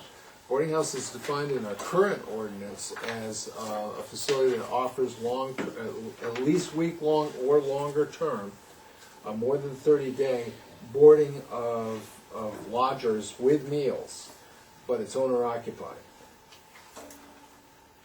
In other words, boarding house, you there and you eat, okay? Right. If turn out, if you don't eat, it's not a boarding house.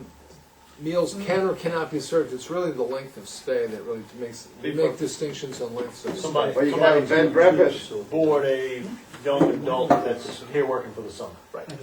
Right. And that's what you'll find a lot of uses for down in this district, is that there is a lot of need for boarding for summer workers. But the big thing is to make sure that there's supervision, and that's why it's gotta be owner occupied. There's a lot of places where they're just dumped, is a disaster, and the neighborhood would kill us, you know?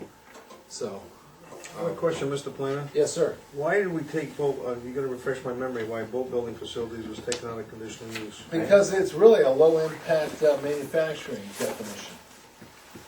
Is it in the permitted use? Don't see it in the permitted use, Yeah. so you're just taking it out altogether. Yeah, that's why I'm bringing up that point. It's not- Boat building is under low-impact manufacturing, which is on page, it's number 12. But we don't have a permitted use for low-impact manufacturing. No, but we have a conditional use for it. You gotta turn the page. Yeah, turn the page. There we go. And the other, So I've listed it specifically as one of the activities in low-impact manufacturing. Because if you look at it, boat building it meets all our definitions. The only thing about it, though, is the size of building, and that's one thing if you look at if you go to our definitions, you'll see I limited low-impact manufacturing to, I think it was, did I leave it to 10,000? 6,000. 6,000 square feet, yeah. 6,000 square feet. For the first. Yeah, you can put low impact. It's not, it's it's under under low low impact. impact Okay. manufacturing. Number 12, page 2. Companies don't have a new definition in here though. for Flip the low page. impact. Oh, sure. That's on the second page of Did definitions. that go in? There it is, yeah, I just didn't underline Not to exceed 50,000 square feet. it. It says Well- 6,000. But we do in fact have a boat building facility there. No, they're gone, They're gone? they're gone. Yeah, I got, Why doesn't yours say 6,000 in This says 50,000. Okay. 50,000 and then, I thought someone else took it over. did they? Terrific. Are these, why do we have two different sets here? No, that's the same. That's what I'm saying. Where's the one that says 6,000? Who read 6,000? Version 3.5, April 17th. 3, I passed 5, up the one you gave me, Ted. number 12. Under definitions for today, you got. Oh, I'm sorry, no, it's, yeah, it's, I don't have numbers. oh, no, it's, don't look under definitions, look at it, page number 2 out of 7. Okay. Number 12. Low-impact manufacturing limited buildings no larger than 6,000 square feet and outdoor storage, a product that also meets the approval criteria of section 97H and is visually buffered from adjacent properties. 97H are your conditional use standards. Okay. So that will Regarding supersede, nuisances, Good. okay? that will supersede the Yeah. 50,000. That will in the supersede the definition. 50,000, and So- what it does is it also gives flexibility. So there's room for something like that, small There's room boat for that, builder. yeah, for a small boat building. yeah. question for you. Small woodworker, somebody. Yeah, well, it's why not? made for woodworkers, boat builders, Yeah, furniture okay. makers, you know. If you can do This one would be in it? 50,000. Yeah, but you said Don't it? 6,000 is both the building and outside? No, that's the building. Building only. Limited to buildings no larger No, than I- 6,000. And it says and outside. And, That's and, like- no, and outdoor storage. It does, it's 6,000 is buildings of 6,000 and outdoor storage, a product that meets the approval. So the storage is the storage of product that meets the approval of section 797H. Definition, right, 'cause it would be So you by can have as much storage as you want. Sure. Well, with Southern Maine Marine, the building they just put up, the last one was how many square feet, you remember? That was 18,000, 12,000. Was that 12? No, no, that was 10. That was about 10,000, wasn't it? 10,000 is only 100 by 100, right? Yeah, And those It's guys- actually bigger than that, so, It was bigger than that. yeah. Question. And he's gonna use that. Well, the biggest building in the biggest retail building is 5,000. But we don't limit size, we don't typically limit size, right? Not maybe two, but we're This is over the townhouse town. corner. We're in This is town. townhouse In corner. the definite, but. Where the heck is Townhouse Corner? Yeah, I know, but in the Down where Winks is. definition part, Oh, we're showing low impact I manufacturing. thought that was Five Roads Corner. Yeah, no, they No, wanted to they- change the name. Oh, they changed The it. folks down in that neighborhood. Shouldn't Like shouldn't the structures be established? It's always was Five Roads Corner. It can be. No, But we're saying it can't exceed 50,000, and it's certainly not exceeding 50,000 according to this. It's 6,000. It's 6,000. Okay, not very good. And I have another question, Mr. Planner. It's If just you one want me, about- you want me to put it in something that said, or 6,000 or as specified within individual zoning districts, is that what you wanna do? Well, it I just, can do that. somebody's gonna look at this and say, hey, look, I'm doing low impact manufacturing, they come to you and say, I wanna do this, and they've read this, and they're gonna say, oh, I can do up to 50,000 square feet, they go out and spend $200,000 getting your stuff ready, and then you say, oh, no, you're limited to 6,000 in this Well, area. what I'm gonna first do is give them this shit. You're buying a building for I don't wanna 50,000 hand square them, feet. I mean, I don't Right. wanna scare them off, I wanna just hand them this sheet, and say, here, this is what you It need. just seems like under the definition that we should Right. refer It's a to little the individual Right. district I agree. limitation. I What if they want to build another Wyoming? Unless, oh, wait a second, it already says that, I Yeah. already made that check. What's that? 400 feet long, a clipper ship. Oh, wouldn't be able to do it here. Occurring entirely within the the townhouse enclosed structure not exceeding 50,000 square feet in floor area unless otherwise specified in the zoning district. Go up on Route 1. No, just make storage, build a storage building for it. We all set on, Yeah, okay, I already took care of it. now, another question I have, we've gone around on this, and someone just reminded me, medical marijuana for caregivers. Have we ever discussed this with the sheriff's department, on what they feel about it? Doesn't matter. It's legal. It's It's legal Legal use. business. I would argue that it's not legal. The It's not federal legal. government says that it is illegal, they just don't enforce the law. And the state, Well, the state doesn't you know, really I'll approve tell you of it honestly, either. gentlemen, I brought this issue up a year ago to you. I know, And I said, medical marijuana, adult businesses, tell me what you want to do with these uses. I've got to know what to do with these uses, and you said you didn't want to differentiate. And the only reason I'm differentiating in here is I'm limiting it to not a dispensary, but to a caregiver establishment, and I'm separating it from agriculture, because right now, we're licensing people under the agricultural definition. Because that's what it is, they're growers. People don't come and buy there, they grow it and they distribute it. And it's Legally legal, or we voted illegally. it in town to have it. Under this medical marijuana caregiver production facility, people aren't coming to buy the pot here. No. These guys are growing the pot and sending it someplace else. They're Delivering delivering, it. they deliver. They deliver, Yeah, it's home they're delivery. retailing it. Yeah, they're retail. It's retail. What is that, Since they're FTD? delivering it, To it's the people wholesale. who are legally Now, able to have it. if the board wants to not, just like with adult businesses, if you want not to have that in this town, we can make it so that they cannot come here. But I had posed this to you a year ago, and you said you did not want to deal with that issue. This We've board already decided had that it in they- town already. Well, yes, I have two So, of them, so, so. well, why And cut it out now? it's pretty low I mean, impact. you want businesses, get anything you can get. I mean, instead of eliminating it. We're not getting a lot of tax revenue, trust me. Like crack Well- is legal. Unless You we want a went- business. Unless we went income-based tax assessment, then it's a different story, but I don't think anybody will want to do that. Yeah, I'll give them time. The state wants to go that now. Charge you tax on your labor. We digress. But so Rich what- brings up what the are we gonna point, go- it is which way? against the federal law right now, the state is against federal law. So what? And the issue is that, what do you guys want to do? You want to stay with it or not? Stay with it. I make a motion to stay with it. I'll second that. Thank you.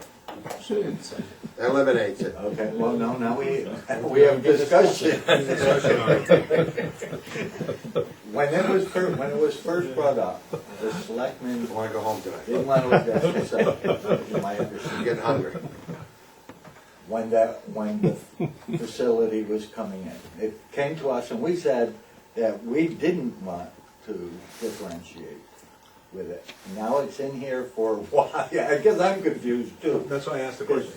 That was we weren't going to differentiate it out, but now we are. because the It's issue in is going to agriculture, be, it's not- under agriculture right now, we're moving towards omitted uses format, and you wanna specify things that are permitted. Is So it if it's not permitted, instead agriculture? of, it's, It's well, still growing plants, I mean, But he wanted to, we wanted Oh, to they did differentiate conditional- it as wanted conditional use conditions, instead of a permitted use. Yeah, right now, they don't even have to ask. You just- well, they had to do it, most of, doing it in an area most of that them turn actually around growing it agriculture anyway. is a conditional use, that's why. In this case, they would. Homegrown is, you don't need a permitted use, they're doing it anyway. Well, That's not remember, what this is a licensed facility by the state, this is not growing vegetables It's a in your business. backyard. Yeah. I It's a wasn't business. talking about vegetables. Okay. Well, I think it should be in the conditional use. Whether it should be allowed at all. Well, I don't question, think it but should now be. the other thing is what Ken had asked before, okay? If under conditional, okay, then you have to, go post it and everything else. Most of these places wanna be low-key instead of having a waving a flag out. They want to be real low key. All they have to do is have their address. They're all licensed and posted where they are in the state. You go to the state website, they're on the list, you can find them. It's not like it's a subterranean kind of operation. If you're a caregiver, you're posted on the state website. So they have the directory there of all the caregivers.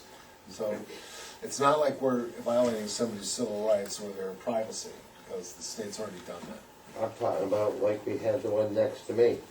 Yes, and that guy got upset, but I'm sorry, that was a conditional use in that zone, and it had to be advertised, and it was. We did it. Not a lot of people read the classifieds. We know that because I know a lot of people don't show up to the meetings. Okay, we got a motion and a second, any further discussion? Yeah, personally, I don't think it should be conditional. Personally, I don't think marijuana should be sold, my opinion. But if we're gonna allow it to be grown and sold, I think it should be a permitted use so that we do not end up advertising the addresses of where these places are at. Because somebody's out there and they're gonna find this address, and yes, it may be listed on the state, but we're gonna hold a public hearing and tell them that you're growing pot at 1125 Portland Road. Somebody's gonna go burglarize that place. I just assume not say anything about it. I think you'll Isn't have, that enabling? It's enabling by putting it in a conditional use or by selling it, period. I think we're you'd have more enabling drug problems use. with liquor license with all the alcohol, more breaks, or pharmacy.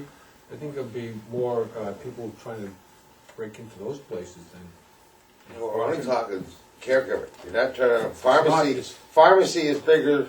Pharmacy has all kinds of pharmacy. Yeah, but we're talking about just this one. They can rob They all the time. haven't gotten it yet, That's true. so. Permitted. You said conditional use. Yeah, the motion was Permitted. conditional. No, you said No, you conditional. said marijuana you is moved to conditional keep use. medical marijuana as a conditional use. Yep. Yes, Yeah, you well, did. Well, motion. That's what I seconded.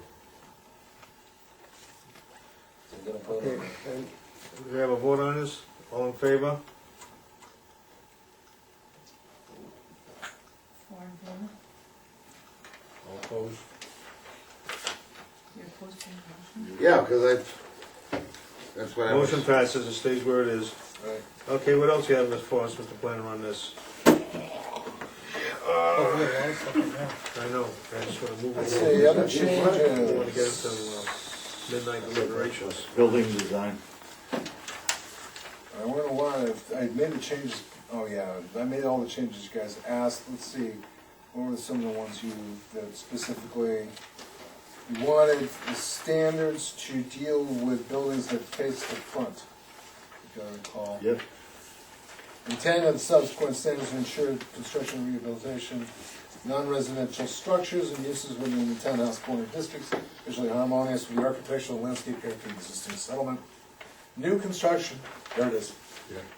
Visible from the street or visible to the public shall be designed to reflect the residential character of the surrounding neighborhood, with the exception of permitted greenhouses, horticultural standards, all new construction needs following architectural design standards. Are these all the same as, TV1? Yeah, no, they're more stringent. Originally at the request of the EDC, which they deny now.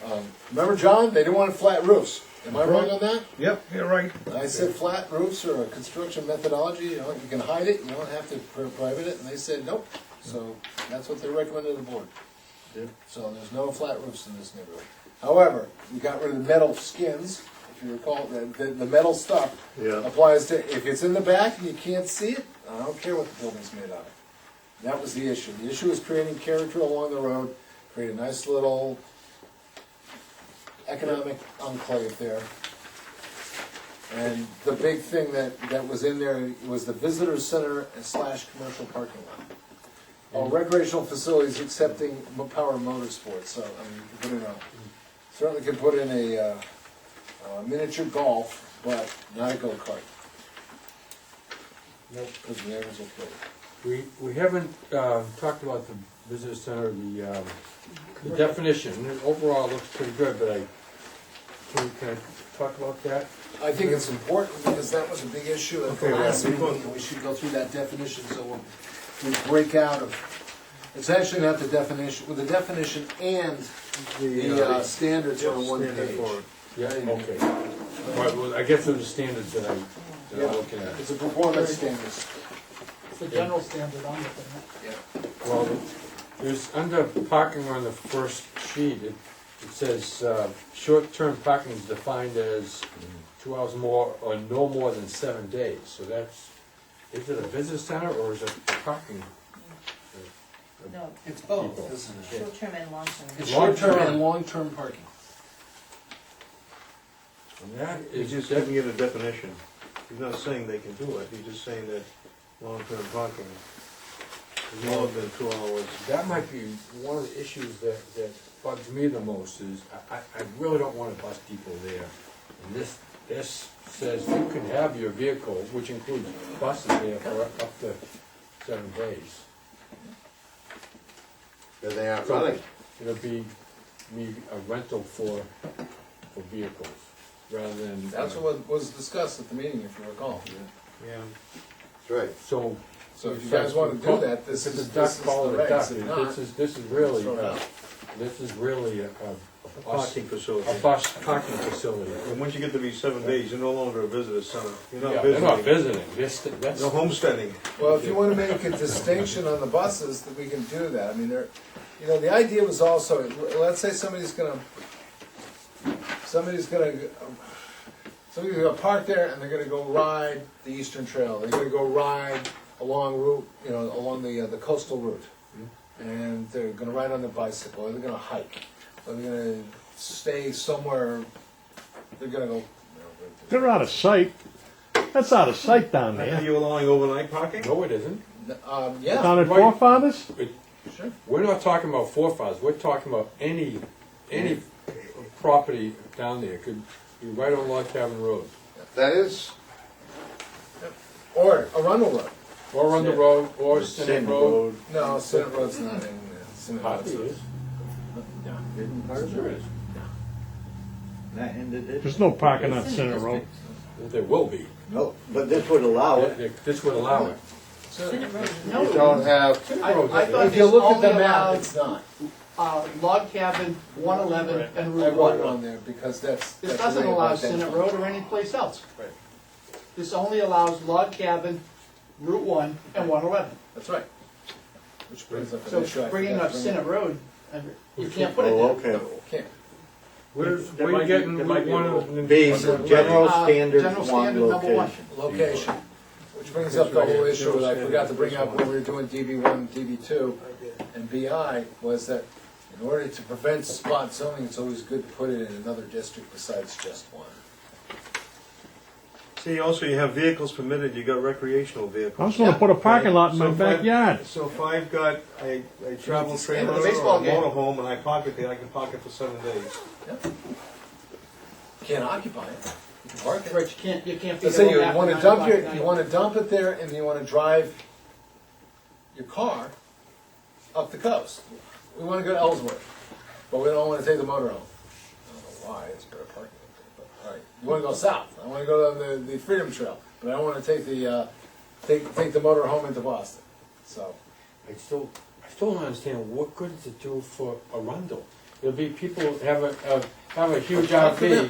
I don't think it There'll does be any good. Bed and breakfast right in Dock Square, so where can we park our big vehicle? Well, Arundel will take it. Yeah. Just I- bring it out to I agree Arundel. with Tom. And there's no taxes we're getting out of it. This should be short-term parking only. That's right. So, John, you're with the EC, I don't know where this came from. I'll All of a tell you, sudden- I know there's at least a couple of people on the EDC who don't like this bit about parking down in Townhouse Corner. And I'm afraid. I can't speak for the whole committee, but The speaking for neighbors myself, down there, I don't most like of the it. neighbors would probably really be opposed to that. Yeah, I think they So would. just one little thing is enough to, that the whole, I'd say the whole Townhouse Corner is dead with this in it. That's the way I I feel. think you're right. Did this come out of the last CPRC meeting? Because we went through The this what one before, meeting? about 4 Yeah. years ago. And they were Comprehensive 100% Plan Review opposed. Committee. Well, they didn't really discuss this. This wasn't a big topic for them. No. They didn't go into heavy uses. Remember, it was a mixed use. They were looking at mixed uses. They didn't ever look at this use. You know, it wasn't at the last meeting, is the reason I'm asking. This was not a comprehensive plan committee. Was this gonna be like paid parking? Or, yeah, paid parking, not just, Well, it doesn't have to be. It can be for free. I mean, for free, because it's a visitor center, you don't pay It would- on a visit, well, I don't know It would now. depend- if Hey, you it's go down to your York property- and you gotta pay to use the toilet. But if it's your property and you want to charge them, you'd be able to. If you wanted to let them park there for free, But you have to you could provide do the that building. too, but I don't know why you'd want to. The requirement for this opportunity is that you have to provide services to the people there. You have to provide the 1,000-foot building, you have to provide square foot building, you have to provide the restrooms, and you have to provide if you want to, the food and vending, and you have to provide the information about Arundel, not Kennebunk Port, but Arundel in there. Sort of like what we said to Joe about the name of his Right. seasonal cottage. Well, this, it says Arundel. This was all Arundel. Area. I think the restrictions Well, you're you putting say, on it you are can, great. this is a conditional use, so whatever you wanna say about it. In the beginning. This was all Arundel in the beginning, back in 1619, Yep. And they called it Arundel. yes.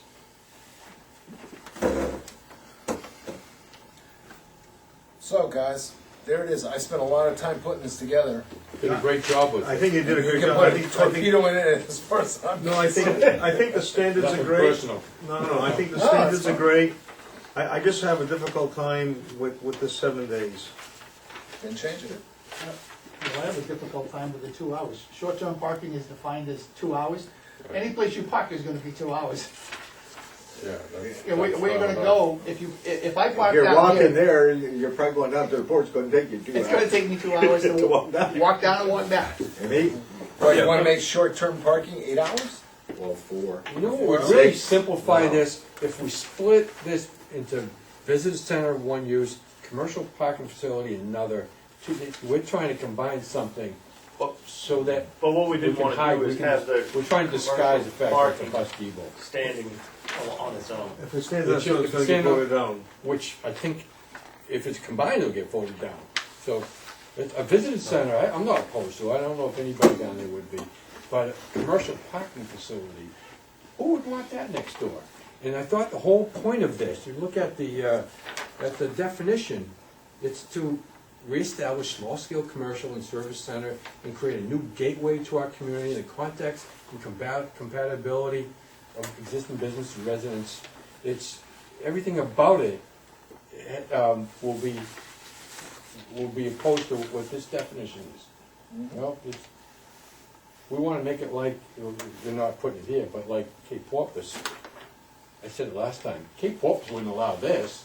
They haven't yet. The I whole believe town Cape of Porpoise, Kennebunk. wasn't Cape Porpoise the model that we were supposed to follow? No, the whole town I will allow think it They- was. They've been fighting Yeah, against and that forever. I just can't remember how this parking lot thing got in, because it kinda took me by surprise when I see it coming up tonight. I think it was advocated by a couple of property owners pretty strongly. I thought our last meeting, we were gonna separate out that whole visitor center thing and have it stand on its own. And So and it doesn't town- jeopardize town. Yeah, that's what we're doing. Right. Wait, how am I gonna do that? separate doc, item on the docket, just, No. We'll just make Oh, it you a mean- separate warrant. Separate They wanted it to warrant be a article. separate warrant article they Yes. wanted. What, this That's whole the way it district? is. No, Visitor center parking. How do you do a use in the district as a separate warrant article, gentlemen? Why not? You If create- townhouse seen that. corners is accepted, I've seen a separate zone, but I've and never. then, But I would say that I- based on location, or what we have said for location, this is not strictly relegated to the townhouse corner district. Not if it covers Route 111 and Route 1. Townhouse corner district doesn't go that far. And I would argue that we ought to include River Road in that as well. what? Well, that also connects with the port. So Yeah, why but should it's not River an Road be? arterial. Hmm? It's not an arterial. Right. Gotta make an arterial. I think Put something this like on this local would- roads. Road limit Yeah, waiver. First of Something all, like this would be remember, one of fine. the concerns is to make sure we don't get traffic on the road. Right. Not DB1, DB2, that's it. Yeah. So, all right, I guess I misunderstood. So the intent of the board is to make this whole thing a separate warrant article? Yeah. Yeah, Yes. Because we think it is Okay. very contentious. And you don't want the whole district We to don't go want, down. we don't want the one whole thing. district We to like go the down. district. Townhouse Corner is wonderful. This one, we think there may be a lot of people come out. And as you Landmine. say, if it was strongly advocated by a minority of the group that was very vocal, that will get, likely defeated at town meeting. Yeah, we brought it up at last week that we wanted this as a separate warrant. I thought you wanted townhouse corner as a separate warrant. No, My mistake, well, maybe. my mistake. Well, I would not like to see this district go down the drain. I wouldn't. Right. Because, I mean, it's a good idea. I think we all like the idea of the district. Me too. A lot of work in it.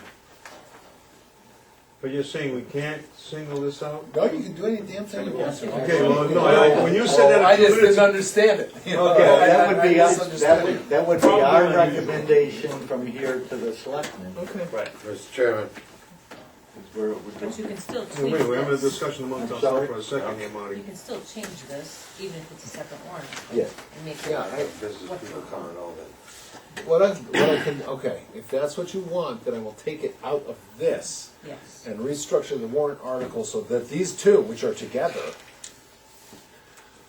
and plus on top of that, item number, I'll make it last in the list so it doesn't upset the numbering, will be done, and that, this will be a separate warrant article. Okay. You got a point? Question. The information that's being passed around amongst you, is that gonna be available to us? Absolutely. When? Uh, Anytime? For public hearing. For the public hearing, as soon as they, as soon Will as it we be get it all available? done and I'm able to type it all back Will it in. be available to read prior to the meeting? Yes. Okay. And this map, will that be available to look Yes. at? And- Yep.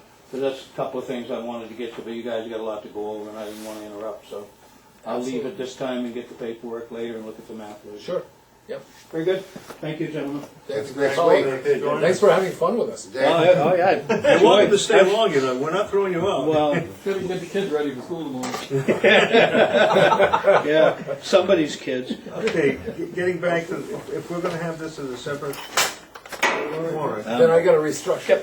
Okay. and I guess the biggest contention is the short-term, long-term parking. night, guys. Yeah, we should still talk. Yeah, Yeah. Yeah, we still need to work out the details. we gotta work out the details, yes. Okay. Okay, so you wanna make commercial parking different than visitor center? No. I thought it was combined originally. Well, I think if it's going under, if this is going under separate warrant, it can stay combined. Yes. Yeah. Because the commercial parking is kind of, they only get that if they do the other, Right. Visitors, it's all okay? done. We want something taxable, Right, okay? exactly. I hate to put it in those terms, but Yeah. that's true. So the first, The visitor center is gonna be taxable. Yes. Well, that's the building. Exactly. yeah, that's the point. So my take was the first item of discussion was really that parking duration of 2 hours or less, didn't seem to make too much sense. I'm sorry, Russ, this is yours, but I think that's the first one, and We can follow up with the longer term part. Yeah, I think 2 hours may be a little too short. I mean, I'm not in favor of the whole thing, but the 2 hour parking, that's what I see along the sides of the road that the towns put up. When they don't want you to park longer than 2 hours if you're going to a doctor's office or the post office. And I think for a visitor center, 2 hours is a little bit on the short side. Ted, what are the implications of this short and long-term parking? I mean, what does that matter? Why do we need to define short-term and long-term? I understand long-term, but. I think, well, the long term is something you probably will get a commercial fee Right. for. A short term, you know, the issue, I was thinking of the short term as being the visitor section where somebody actually stops in and see the visitor center. And that's So- gonna be something where they're not gonna get charged. I mean, if you're running a visitor center, you want people to come in, and if you're smart, you probably have some food in there, you know, have some retail stores selling stuff. I mean, this is associated with that, and they get to come in, look at the maps, talk to somebody, blah, blah, blah. Oh, yeah, you know, you could park here overnight if you wanted to, or you could park here for the week. It's just behind this part, right behind over there, it's a secure area, it's got a fence around it, and it's, you know, it's got some lighting and so forth, and it's got a gate here. And How about the people that just wanna go down to the port yeah, for one day? right. Now, if the big question, of course, is, well, if we put this in BI district, I don't think a lot of people are gonna walk, but they might ride, you're right. What if, you know, it's really designed for this district. I mean, I did design it around this district, thinking that people are gonna catch the trolley, for instance, and go into Dock Square and, you know. Where's the trolley? That's assuming the trolley. Assuming there comes is a up. trolley, Well, assuming there is a trolley. we're presuming a lot, we're trying to, We're trying to create a business opportunity. One business begets another business, begets another business. I They know- got that guy with the horse and wagon. Yeah, He's right down the road. There you go. So- but he doesn't come up this far. So Well, Ted, you know, is there right now, some Mark, he won't. provision He might. that would No. mandate so Oh, he many won't. short-term parking spaces one of my in customers. conjunction with the visitor center? No, you don't wanna do that? We can do that if you want. I'm still He does. trying to figure get it out. my head around the whole He differentiation. just does that circle? Short and long term. I understand practically He has the what horses you're trained. getting at. Yeah. But from an ordinance standpoint, what, you know, where are we There's going shit with in the bag. See, yeah, 'cause I see three, I see three. The parking that comes Certain in, that storm goes to the drains. visitor center, grabs the information about the In and out, area, sure, the 15 family minutes. that may have only been passing by, and all of the Arundel stuff is as good So as he's that. not watering the I see streets. those that wanna park there and go down to the, maybe walk around the shops there in the townhouse corner district, and then walk on down into the port, have lunch or have dinner, go deep sea fishing, do whatever, and then come back. We don't have any provision, you gotta be there 2 hours or less, or up to 7 days, I guess. Well, the owner could put, you know, you can park here as long as you want, the first 2 hours are free. Yeah, No, but then then again, we're getting into how they're gonna run No, their no, business. I wouldn't dictate that, I'm saying Right. the owner could run that option. No. So your point of requiring so many short-term parking kind of resolves it. And that's where I was wondering Yeah. if that's what the intent of the differentiation was. That's what the intent of the differentiation was. So it wasn't a gate at the visitor center, because it kind of defeats the whole Right. purpose. We wanna make sure there is ample Ample short-term parking for people that will utilize the visitor center. And then beyond that, they can do what they wanna do. If they wanna charge for an 8-hour duration, it's up to them. I just cannot, I can't wrap my head around the concept of anybody they're gonna drive their RV here and they're gonna park it for 7 days. Where are they gonna be staying? They're not staying in the RV, so I know they're not keeping it there for 7 days. And the bus isn't gonna come up, and he's not gonna park there for 7 days, because he's dropping people off in the port, they're shopping, and 4 hours later, he's picking them up and they're all leaving. Right. But what about the guy who actually does drop his RV there and says, I'm gonna go ride the Eastern Trail down to Berwick? and then gonna come back. I hope it That's, doesn't take well, 7 days. we aren't worried about the If it takes him easement. 7 days, EMTs are going out looking for that boy. Hey, True, but let's say he takes a nice leisurely drive down, or a leisurely walk, or somebody's gonna just do the whole coast and then come back, well, you we're, know? Why wouldn't No, you just I leave don't that think to that we the should guy who accommodate was that. running the parking Yeah, lot? Yeah, I mean, I mean, that's fine. if you've got somebody running the parking lot, he's not gonna put a gate up right at the entrance and say, even if you're staying for 10 minutes, I'm gonna charge you $5 because he's Right. cutting his own throat, the guy's just gonna turn around and go away. Right. Whether the guy drives in and stays for 5 minutes or 3 weeks, why are we concerned about it? That should be up to the person running the parking lot. He I think should our have concern some on kind that, of- John, is just to make sure that we have adequate short-term parking for the person who's coming in and grabbing a map. And you're right, Yeah. from a business standpoint, you're cutting your own throat. Yeah. If you're gonna say, wow, you only can stay here for 15 minutes, and then we're kicking you out, or we're charging you $1. But by the end of the We're second gonna year, put your car. that owner would be looking at it going, people are coming here and I have no room for short-termers to park, so I'm just gonna cut out some space and say, these guys are short-term. And I'm just not gonna rent it out to long-term people. That's a business decision that he'd make. Or he'd look at it and say, I'll rent it for 7 days because I'll make more money. I don't care. Well, I think, Well, the other thing I think we wanna be cognizant of is that it doesn't become a vehicle storage yard Right. where people decide to leave their vehicles for the winter. Right. And so I think we would wanna put a We'd have to put maximum a on it. maximum of. Right. that's why 7 days. That's why I Why said would you that. be worried about Yeah. somebody parking a car there for the winter? Let's say I'm running 2 cars, and in my case, I have very little place to put any snow. I'd love to get rid of a car between like December and April.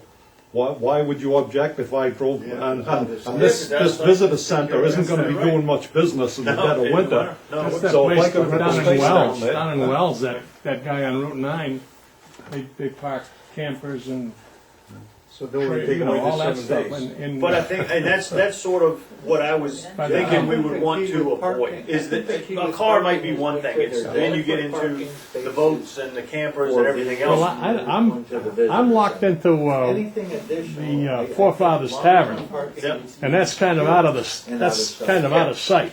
I do too. And that's what I'm thinking, but I don't know where else they would be putting any parking lots on Log Cabin Doesn't Road. seem like the whole lot of. Secretary wants. Do you? orders. No, Okay. I can't think of One anywhere meeting else down there that there's enough room. One meeting Yeah. at a time, please. We've got a secretary that's, we're driving her crazy back there. Oh, well, hey, Um, that's what it's all about. okay.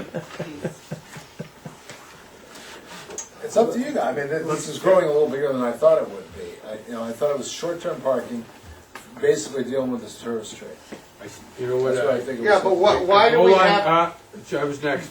I would think we go back to combining these, makes it, so we're trying to fit too much into one box. I think commercial parking, I'm not opposed to that. Let people do whatever they want, as long as they want. But the visitor center is something different. Well, I think the visitor center was something that was dreamed up to allow for commercial parking. Yeah, it was And just. commercial parking was, the idea of commercial parking that was presented to the town planner, someone was putting commercial parking not to give out information about Arundel, but to make money for themselves. Yeah. That was the whole purpose of the commercial parking. What's wrong with that? Well, there's nothing wrong with it, but let's call it for what it is. If it's gonna be commercial parking, then have it in a business district. I can park 100 boats in a business But district. that's where this is going, Townhouse Corner, small business. Yeah, this is a mixed Right. residential district. Well, like Tom said, it could be on DB1 or DB2. Yeah. But this is written for Townhouse Corner, understand? Right, that. This is written for this district. That's why it has all these standards to protect the character of the neighborhood. If it's out in the middle of nowhere, I don't know if you need all this stuff. Right. But this is designed for the worst case scenario of shoving this in the middle of a existing residential district that's being converted into a mixed use district. So there's gonna be no shock there. Let me do a round robin here. How many of you, and we'll go one at a time, are in favor of extending the duration time of short-term parking and taking it out altogether and leave it up to the owner of the property? say that again now? We're not gonna put a restriction on short-term parking. Are you gonna put one in place of long-term? That's what I'm asking, I want an opinion here. Can I ask a question? Yeah. That's what? Do we have any provisions for the circumstance, like we were talking about, with longer term storage? There are, but not in this district. Yeah, there are elsewhere, but they're like in the BI. Southern Maine Marine. Yeah, right, Southern Maine Marine is a good example, yes.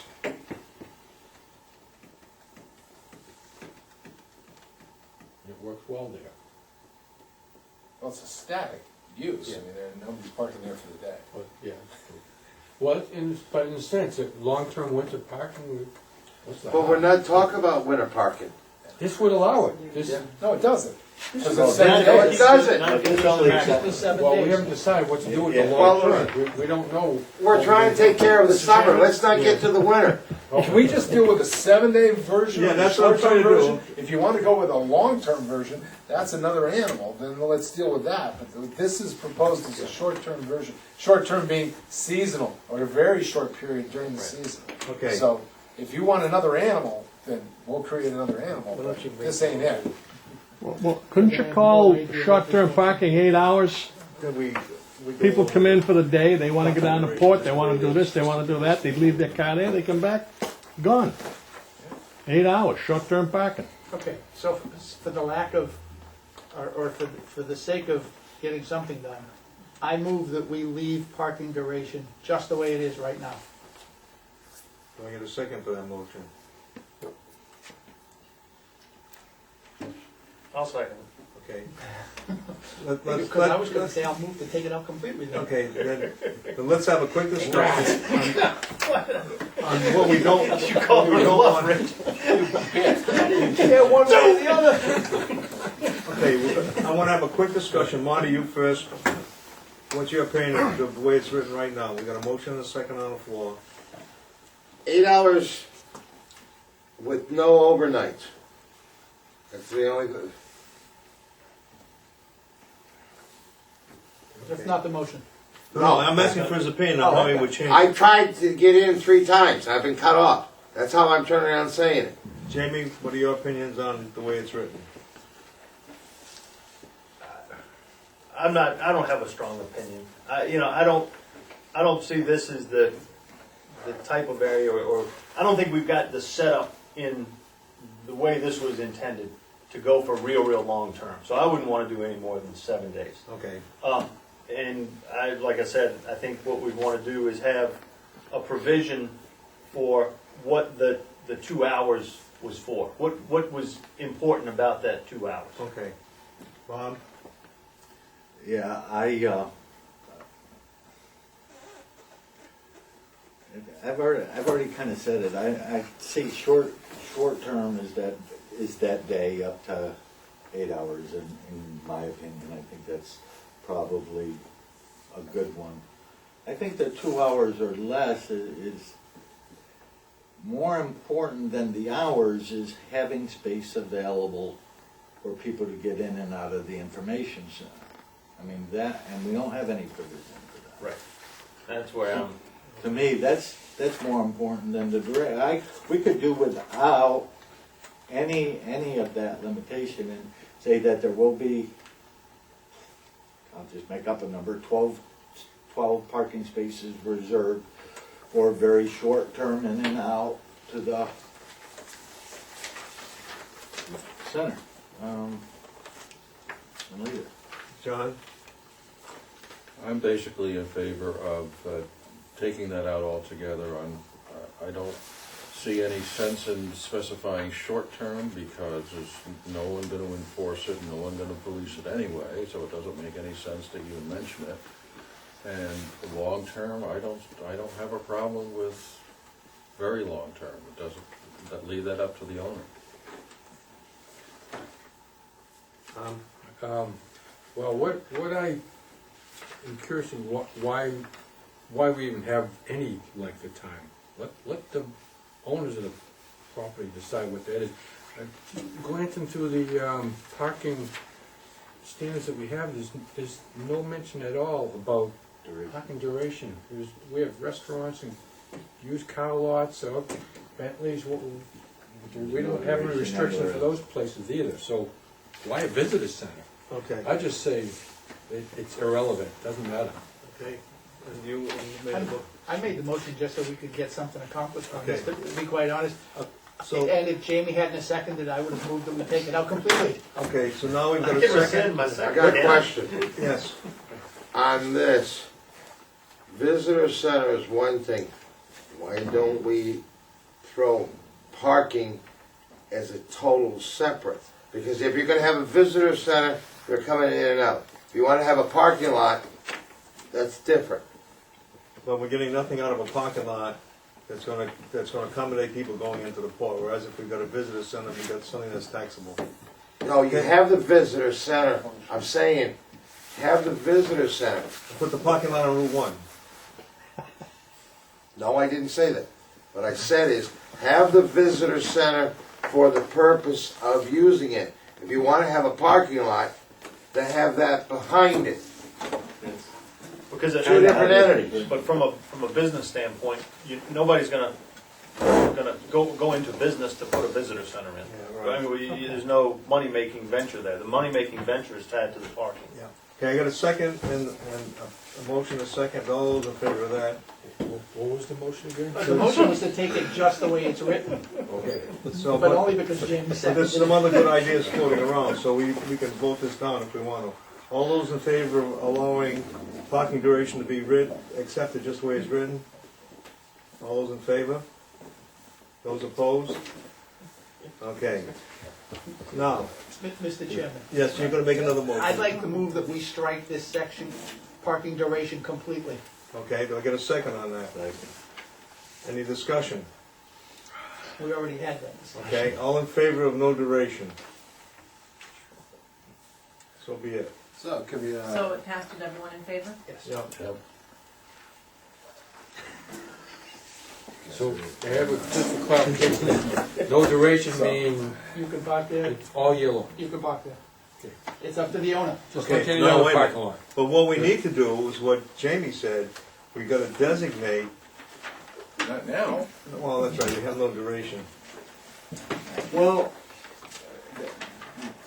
you don't have a stated hour duration, okay? Under 2, location of parking, it calls out shorter term and longer term.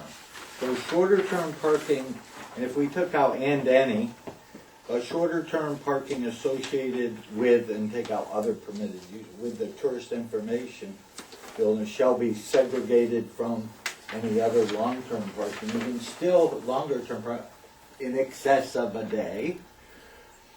And then you're right back to what your original intent was. I still think we're trying to solve a problem that won't ever add up. And I know no one will ever go into business opening up just a Visitor center. a visitor center. But Winks could have a visitor center as part of a signed visitor center. You see that in some small towns up the coast. And you go in, and it's not really a visitor center, they just suck you in. But it works. So once you're in there, you're gonna buy soda and a meatball sub. So, you know, So subterfuge so, zone, yeah, that's what I'm gonna so call it. let's encourage that. So, no, we want people to stop and buy things, but I think a visitor center should be allowed. But to combine it with a commercial park facility is mixing apples and oranges. It's just tough to make it all work. Okay, well, we got parking duration resolved. Can I get some clarification on something completely different? Be there forever, you can put junk cars there all, for the rest of your life. Thank you. Well, I'm It's an looking- it's an automobile dumping yard. I'm looking It at always this, has been though.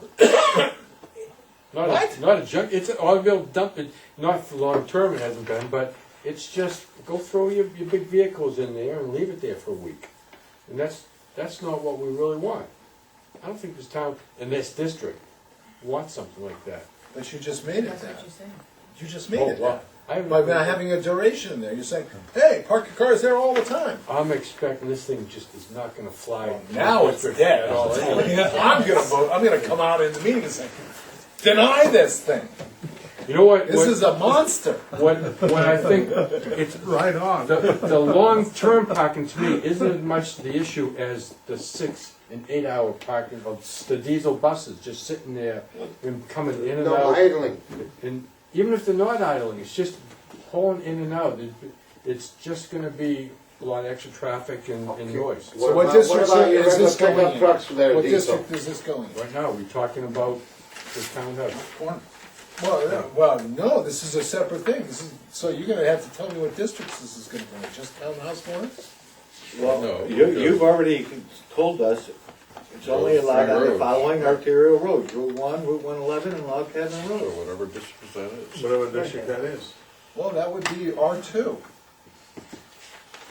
Long Cabin Road goes right through the heart of the residential And district, R4. and R4, and R3. But that's how it was written to begin with. No, because you know why it was written that way? Because it was in this as parking lot, as, so, if you're gonna take this as a separate thing, you also have to put what districts you're gonna put in it. So you're gonna have to either say Townhouse Corner, because Route 1 isn't a district. Okay.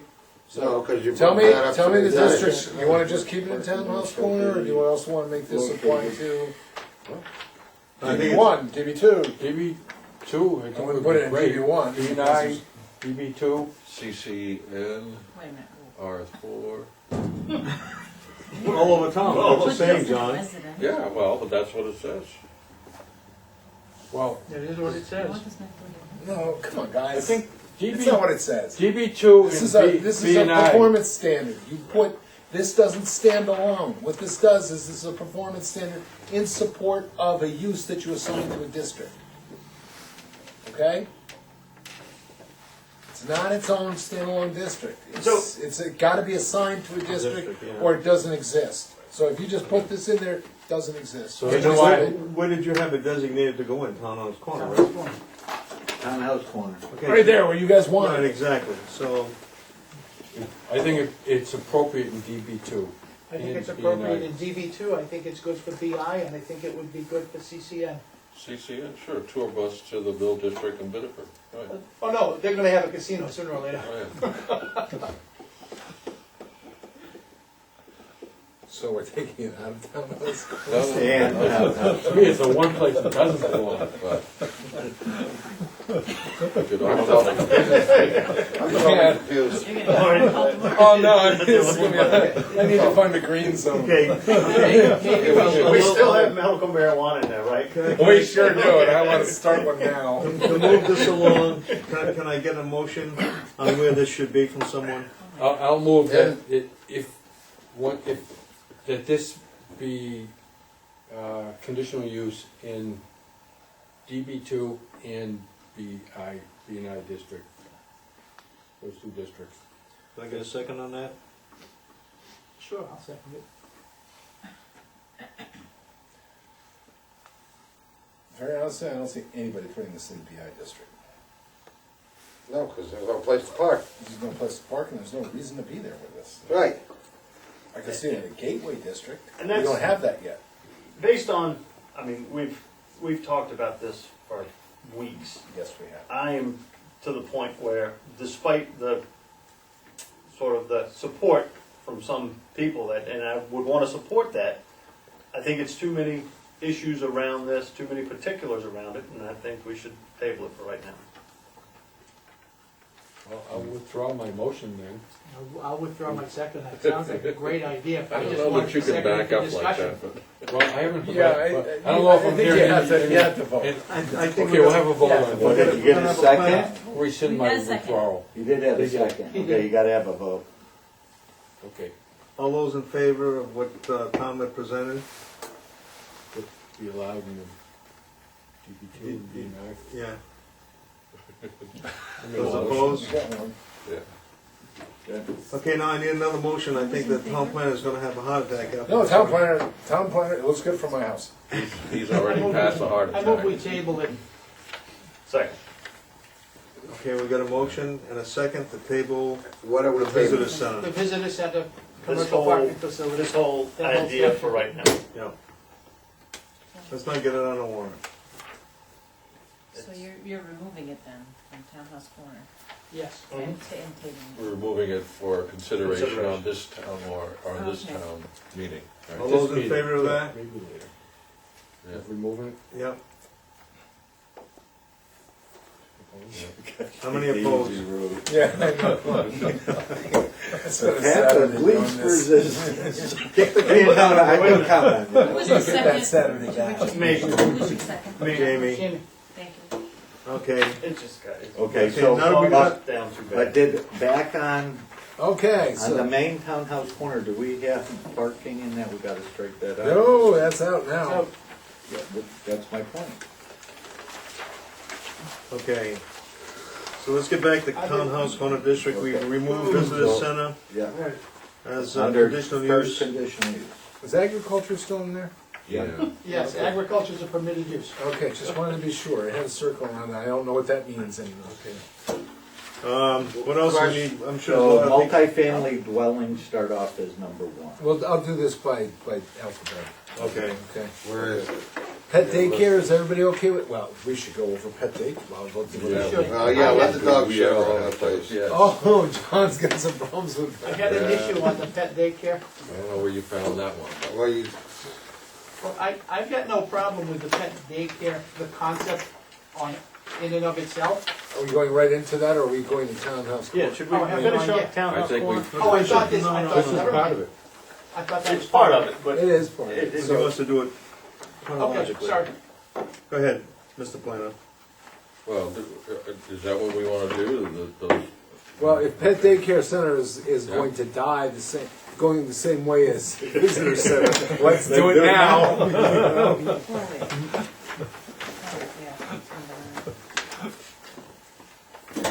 Oh, do you have another one of those?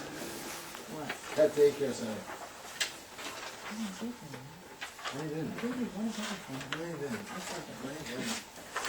Okay. I'm a big target. My whole Go thing for with the pet daycare was that performance standard number 4. It said pot-bellied pigs, caged domestic rodents, and caged domestic birds may be permitted by the planning board. Just let them keep them in there. Let them keep them with the dogs and the cats. I see no reason. I see no reason for them to come to us and ask us permission to keep birds in the facility.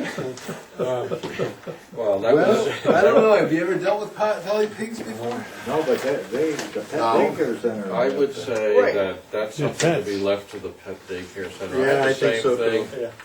Why not simplify and just say four-legged domestic pets and birds? well, what about your So snakes? anacondas are out? Yeah, no reptiles. Right, no boa constrictors. No reptiles, no insects, no spiders or arachnids. No right? problem with that, So because if I see why them not just stepping say on for them. domesticated I need animals? daycare for my pet. Well, four-legged domesticated animals could is have a- what we seem to be after. You can have a horse, You could have a domesticated. you could have a animal. You could allow the pet pot lizard, pig. Yeah. but not the No. snake, That's right, I think that's discrimination. by a four-legged Well, domestic animal. yeah, Right, You can eat them all. I would say so. Well, you couldn't do Mostly- monkeys then either. Mostly, I don't think people are gonna put snakes in daycare anyway. The monkeys only have But- Visual month without My tarantula needs to hear pop every day. They're not- Because they don't have four legs. Snakes aren't allowed. Two arms. Snakes are illegal. No, No? You guys should be in Congress. They ought to be. some of them are, but not all of them. Burmese pythons in Can't be- Florida are illegal, but they're all over the Everglades. No, we can't, no. We'll do everything. Okay, guys, Actually- let's have some order. Okay, Forget the four-legged then, just domestic pets. Leave it at that. So we're taking out number 4? is that Two-legged or what you decided?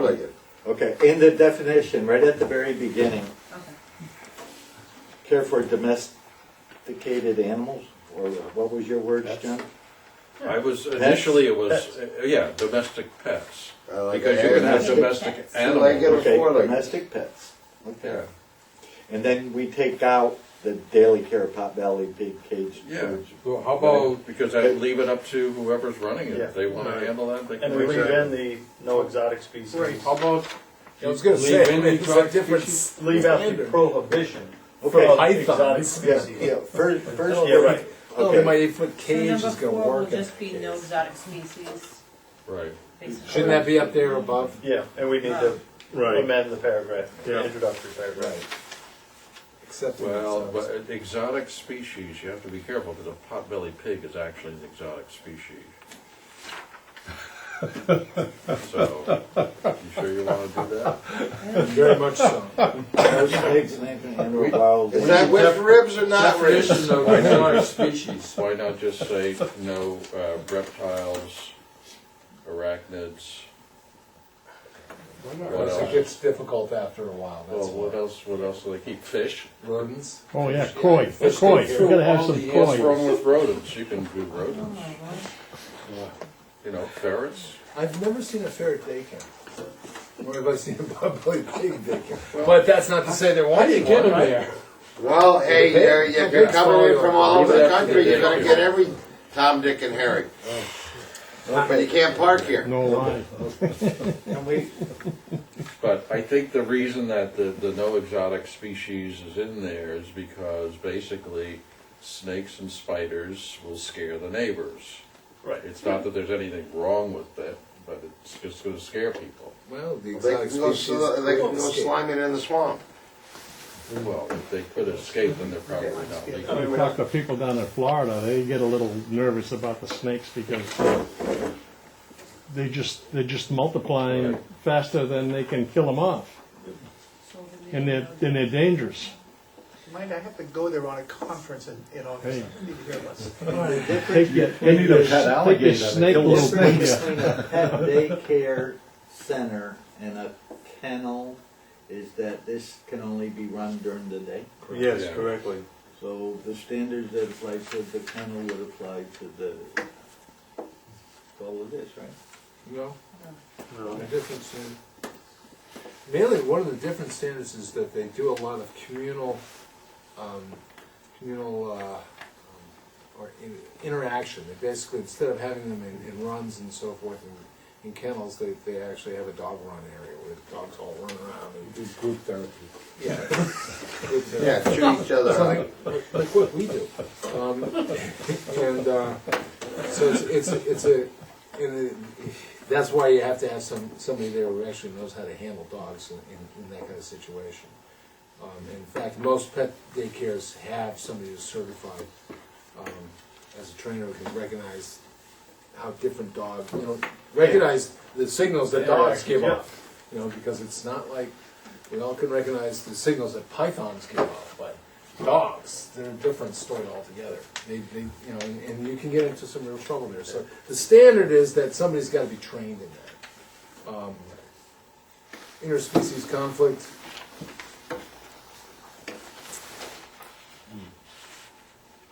We can leave that to the owner. But the dog staff ratio for dogs, the 12 to 1 or the 1 to 12, that is the standard in the industry. Okay. Okay? Leave that I didn't there. make that up. So we're taking number 6 out? No, No, leave it in. that's a good one. Okay, I thought you said you wanted to leave it up to the owners of the. Well, wait a Number minute. 6 wait a is minute. daycare. Shall be physically separate at all times. That means you have to have different exercise facilities for each particular species that you have there. Why can't you rotate them through? You can. Yeah, I No, think that's not up what to it you. says. Shall be physically separate at all times. The facilities for different species shall be physically separate at all times. Well, you can have a facility, in the morning be cats, in the afternoon. That's not how I read That's it. how I read it. Usually they do separate the cats and dogs.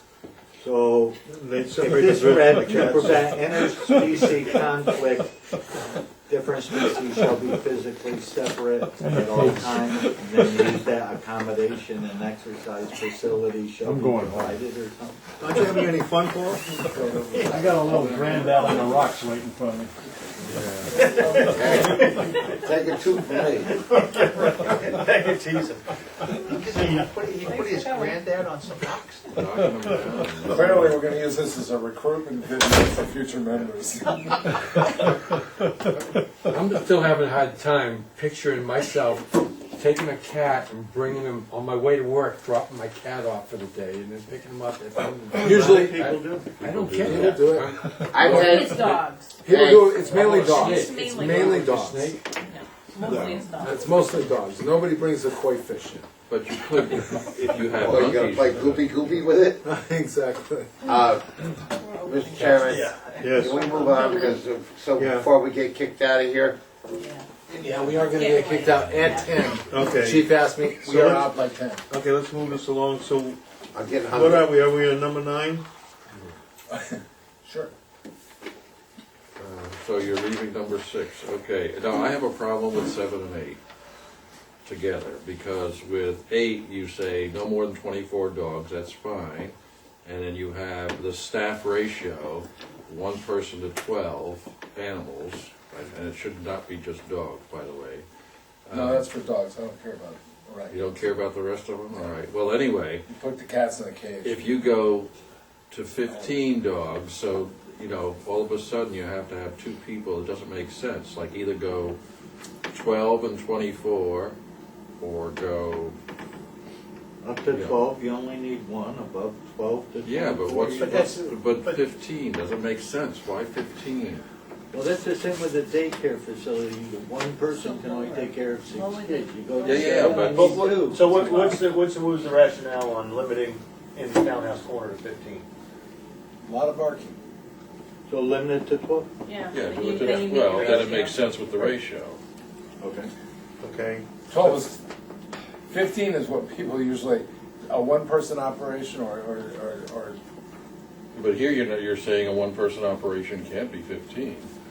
Why wouldn't you leave that up to the So if you management wanna of the change the ratio, facility? If that's they wanna fine. go up to 15 dogs, they have to put another person on. Why is that your concern? Should be the concern of the guy running the animal yeah, it's shelter. just, the issue was how many dogs do you want barking in the backyard? Yeah, you We've put a got a maximum, provision that if we got a problem barking dog, they're supposed to be brought in, if they don't take care of the problem, you yank their permit.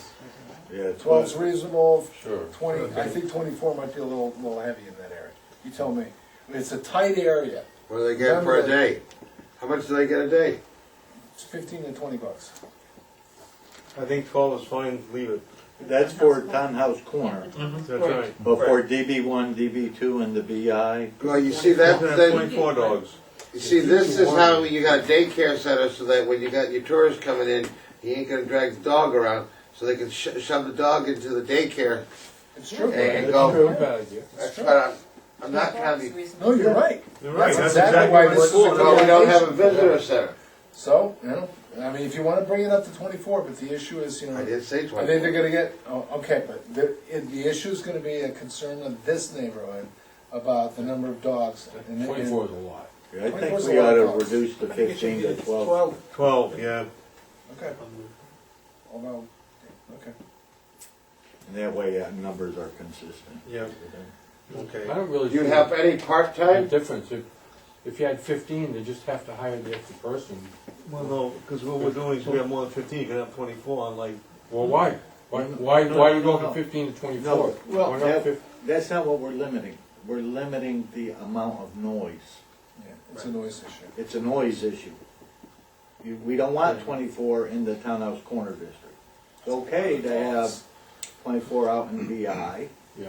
or DB2, because it's out and away. But in townhouse corner, that's why that limitation, it's a noise issue, not a staffing issue. Okay. And remember, it's a minimum I staffing hope issue. I'm not, There are Okay, lots all of right. places that have 1 to 6, or 1 to 8. no, I agree with you, Bob. Yeah, So- 7. The other thing on number 8 is DB1. I don't know if this really fits in the DB1 district. Why not? You You guys got tell me everything. each other? No, it's like it. She was Read just my saying. mind. oh, that's a, Think about it, you could have a restaurant next door and 24 dogs Right. outside next door. Well, you know what? How No, else? 12. Not 24. no, that, Depends on the kind of restaurant. Chinese restaurant? Yeah. Chinese restaurant with dogs yapping next door, yeah. Now you have you have a Chinese restaurant, so you got sushi. I used to have. So, I think I, Doggy. Well, think about it, think about the DB1 too, folks. I mean, DB1 has Chinese and their dogs. all sorts of uses in there. And a maximum setback of how many feet off the road. yeah, Yeah. that, Just let them get sucked up on Route 1. Yeah, it doesn't make sense in DB1. DB2 is plenty of room. DB2 Yeah. and beyond. So we're taking Well, DB1 out? That's my suggestion. It's not, Seems to make sense to me. just leave it in the residential area, let them do it. You kind of. They're not like businesses in residential Small area. business, arts, crafty. Closer together and. Right. Yeah. Okay, so take it out, doesn't seem to fit I really. think we got a consensus, take it out of DB one. Okay. Well, let's put it in the R4 then. Sure. Okay. Okay. Yeah, Actually, it makes sense in the R4. Yeah, I think so too. Sure, no problem in R4. Okay. With conditions. R4, DB2, and BI district. Okay. So, yeah. Comp plan committee's gonna kill me now, Why? because they said, don't do anything in the residential districts till we get started on that. Don't jump ahead of us. Well, let's leave it Too on. bad. No, let's do it. Come on. Put it in there. Be bold. Live dangerously. Yes, I do. We're not afraid of Okay, that. so on, John, you had another comment on number 9, you said? Yeah, on number 9, it's specifying half acre of fenced land. Now, if you're doing just a small operation, so you're caring for 5 dogs, that's kind of excessive. So, because, you know, fencing is pretty expensive, especially 8-foot fencing. So are signs.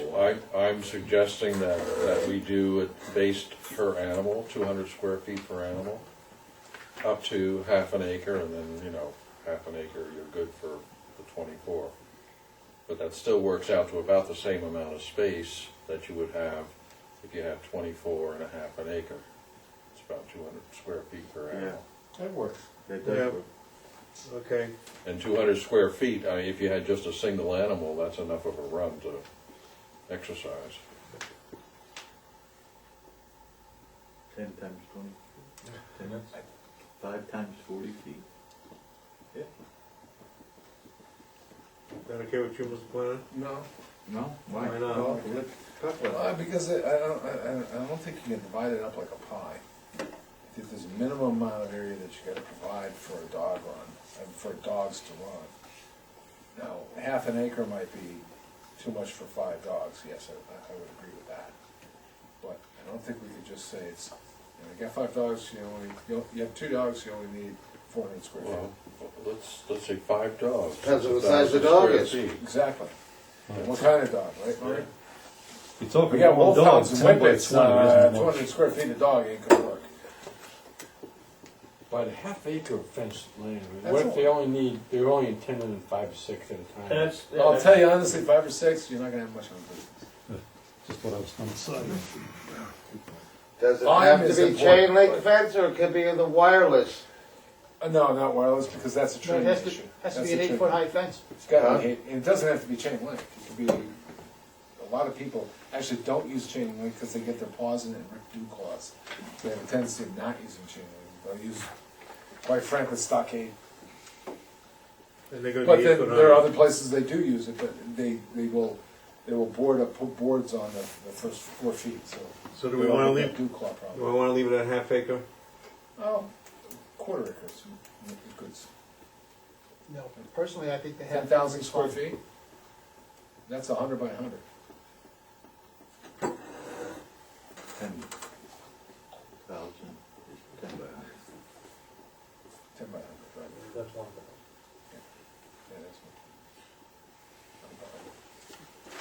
one. 20 by 50 is, that's a lot of area. It is 20 one. by 50 is a That lot. is a lot of area. Quarter acre? We'll change it to a quarter acre? Work. Okay. Does that work for you, John? Yeah. But the only problem with going to a quarter of an acre is what do you do when you have 24 dogs? You Well, don't, this well, is can't a have- Minimum. This is we're a gonna minimum. have 12. At least. No, I can be in the DB2 and I can have 24 dogs. I have to have a minimum of a quarter of an acre. That's all I need, is a quarter of an acre. That's what the zone said. No, that's So what now I've John's just jammed 200 square 24 feet per dogs dog into that makes area. sense. I'd rather see us, I think 24 dogs in a half acre is gonna be kinda rough, Yeah. but I'd rather see the half acre. Wow. You put 24 dogs in a half acre of land, I don't care how many people you have there, you're gonna be Yeah. calling the game warden to separate those dogs. They're gonna be fighting. Yeah. That's why you have to have somebody who's trained. Quarter acre for every 6 dogs?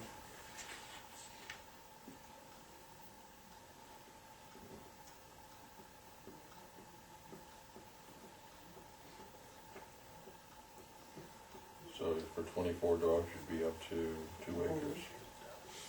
No, 1 acre. 1 acre. 1 acre, sorry. Yeah.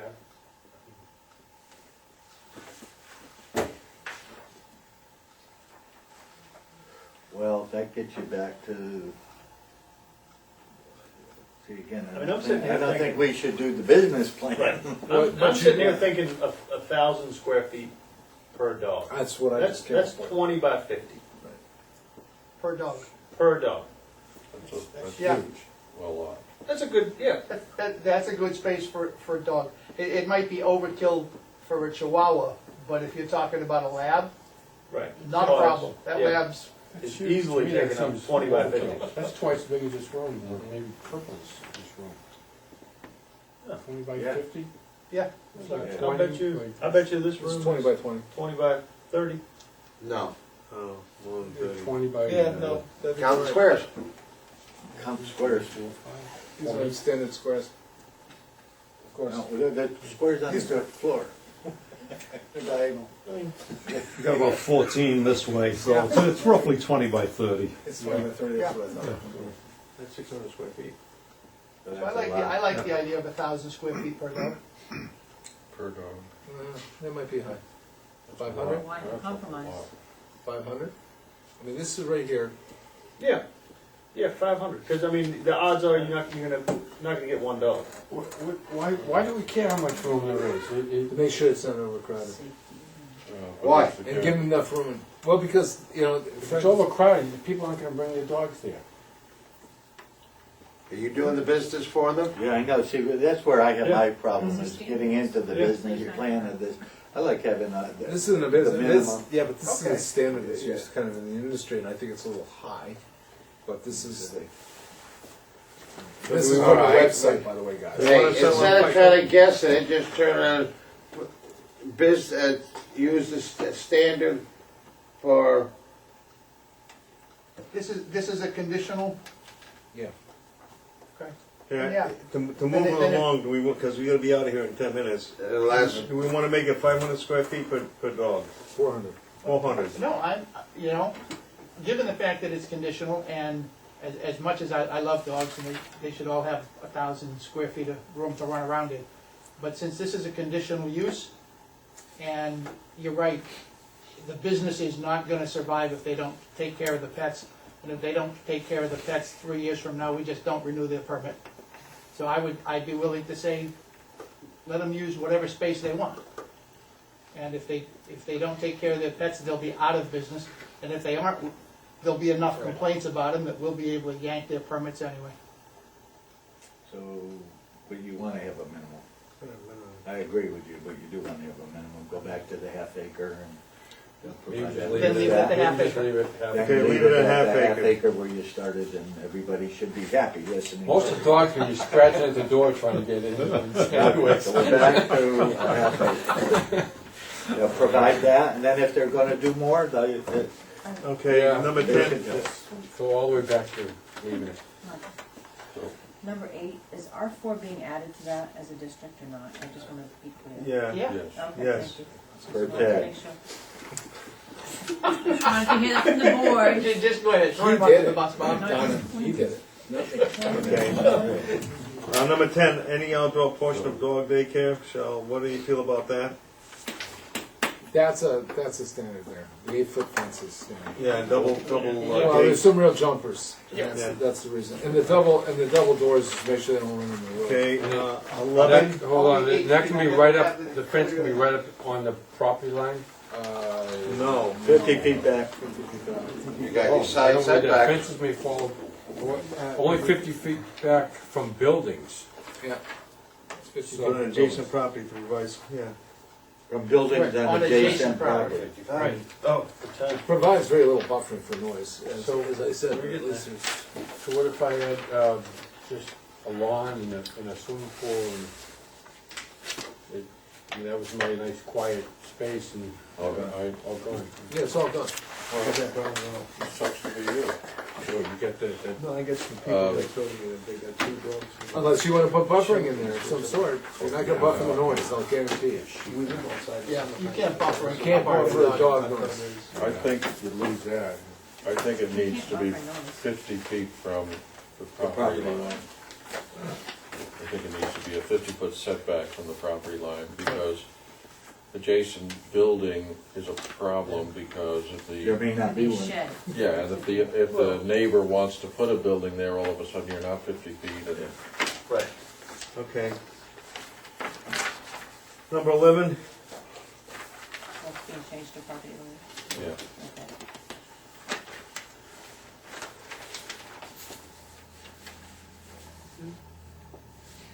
So we're okay, that's what I was telling you about, it's also to minimize the interaction. Right. 12, everybody fine with that? Yeah. Sure. How about 13? Good. Double gated, yeah. I thought that was. Sorry, What's that? nothing. Anybody have any problem with the rest of them? Let's make it quick. Nope. So everybody in favor of the performance standards as amended? Yep. Can I get a motion to vote on it? Motion to approve with those amendments. Second. All those in favor? Yeah.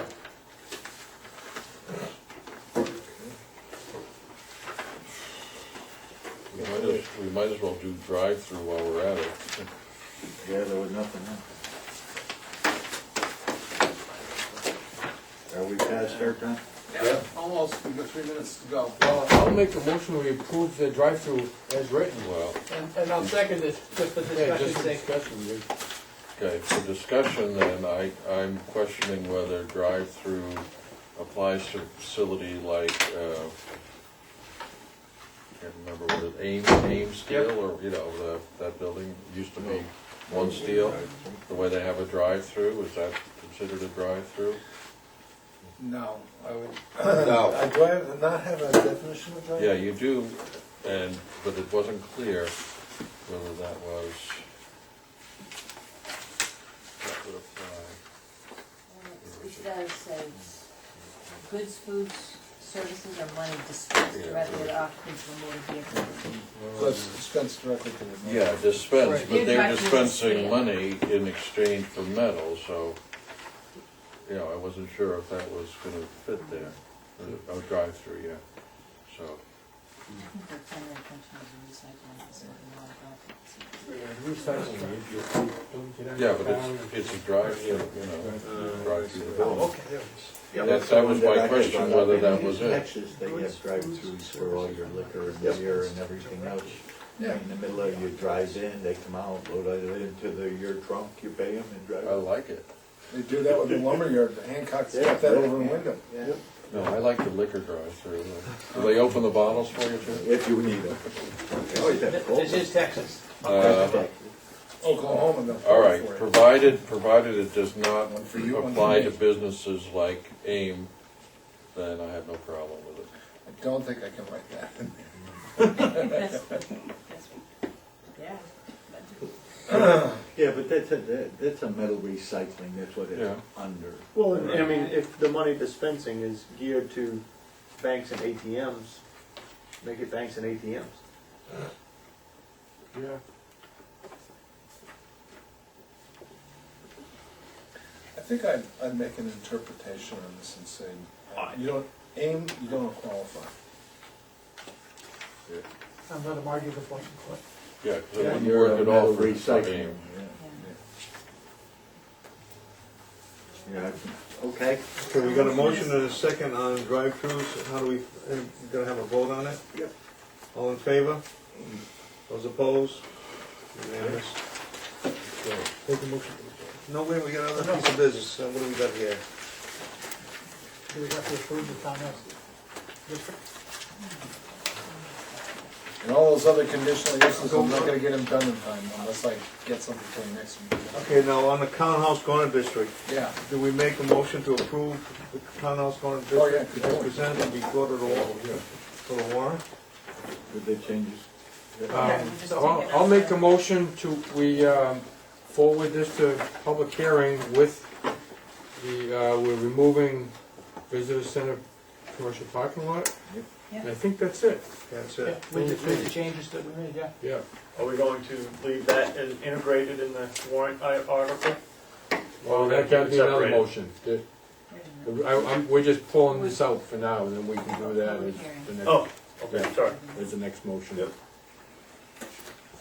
So now I'm confused as to what your motion was. It's as written, with the removal, The- with the the parking removal lots. of the visitor center commercial Okay. parking lot. I'll second Yeah. that. All in favor? Those opposed? Okay. Now, if someone wants to do the visitor center as separate. Well, we already did We that. already did that. We So tabled that. We tabled. Oh, it. table, okay. Oh, that's right. And I was That's thinking, right. I was getting confused with what Tad was confused about, and that the whole townhouse was going as a separate. Okay, Mr. Planner, I'll give you the last 5 minutes. What, We don't have 5 minutes, we're out of time. Anything else you wanna do for, this warrant? Because you're gonna have to approve at the next meeting, we're gonna have 2 public hearings, and 2 applications, well, we're just doing the public hearings, aren't we? It's all. No, I thought the applications were on. Yeah, so we're gonna, well, okay, then you're gonna have to make a motion at the next meeting to set the public hearing date, and the question is there anything else you wanna add to the warrants besides this? What we've got, the issue, the shoreline issue. We obviously don't have enough time to deal with that shoreline issue. In Bud LaGrove's particular situation, I wanted to forward to you gentlemen, the concept. I've torn apart all of the GIS layers to find out where the hell that big bubble came from, and I can't find a source for it. Okay, so it exists in our data set, but I'm not sure exactly the justification for that data set. Bud has given us me indication, and we've got the same information from IF&W that his land is not a deer yard and it's not on the maps. Our shoreline zoning is based on existing conditions and not on lines.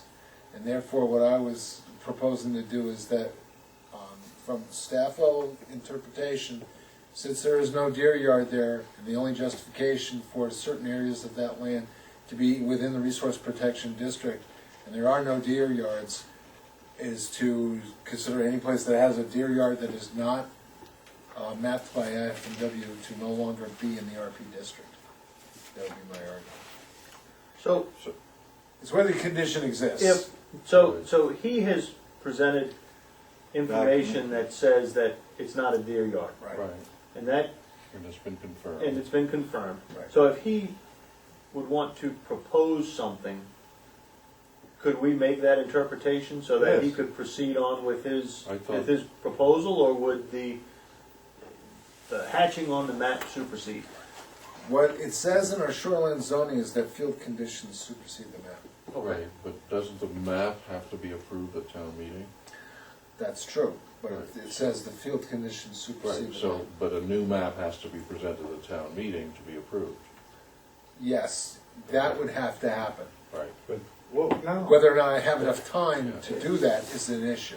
Not if field conditions would It should more. supersede. If he came in with a proposal. This is the map that's there, this is the one that we put into the thing, and guess what? The condition is, there's none in either that version or this version, so. why it's should clear it go to go. town meeting? I guess that's the issue. I don't interpret it, we need to change the map, but I map. don't think our changing the map is gonna affect his application. Yeah, I don't Is either. what I'm saying. And it would be no different than if I were to go out in the field and find a mapped wetland that is an emergent marsh over 10 acres that the IF&W missed, or National Wetlands missed. That Right. is an RP district, whether or not we've mapped it. Yeah. Exactly, that's that's what I was gonna say, the reverse would apply too. Yeah. Had he not been in the zone, we went out on a sidewalk and saw all of these wintering areas, he would be in the Yeah. resource protection. Could I just ask a quick question? What's the status on the Gateway District as far as going to Warren? Not gonna make it to warrant. Not gonna make this. Don't have time to write it.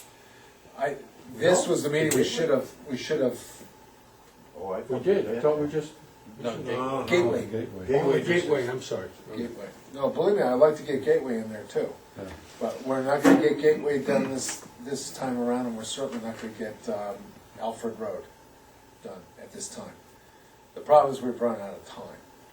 Yeah, no, I just thought it would be nice if we could get the whole Route 1 Oh, area I- done, to hell with the CCN area, you know, but. I can't disagree, I mean, I can throw something together for next week if you guys want me to. No way, come on. It's, the gateway's easy, it's the same thing as the townhouse corner. Okay, throw it See, I in. thought it would be the same thing as DB1. It's not, it's a little different, smaller scale stuff, yeah. Because remember, it goes only from the town border, which is on the other side of the railroad Right. tracks, to County Auto, or what was County Auto. Okay. But It's what, a small what district. would make that different from DB1 other than this? It's a smaller zone, but I thought everything that we wanted down there was the same stuff that we put into DB1. Size of buildings. Well, The smallers too. there'd be nothing controversial about that, I don't think. Are you changing the map? Oh God, I gotta change the map, that's right. Oh Lord, Motion to adjourn. okay. Second. All in favor? All in favor? I'll just shut this off. Roger. I think that's the zoning map, though, that's the, If we don't change it, then the one, the map upstairs, they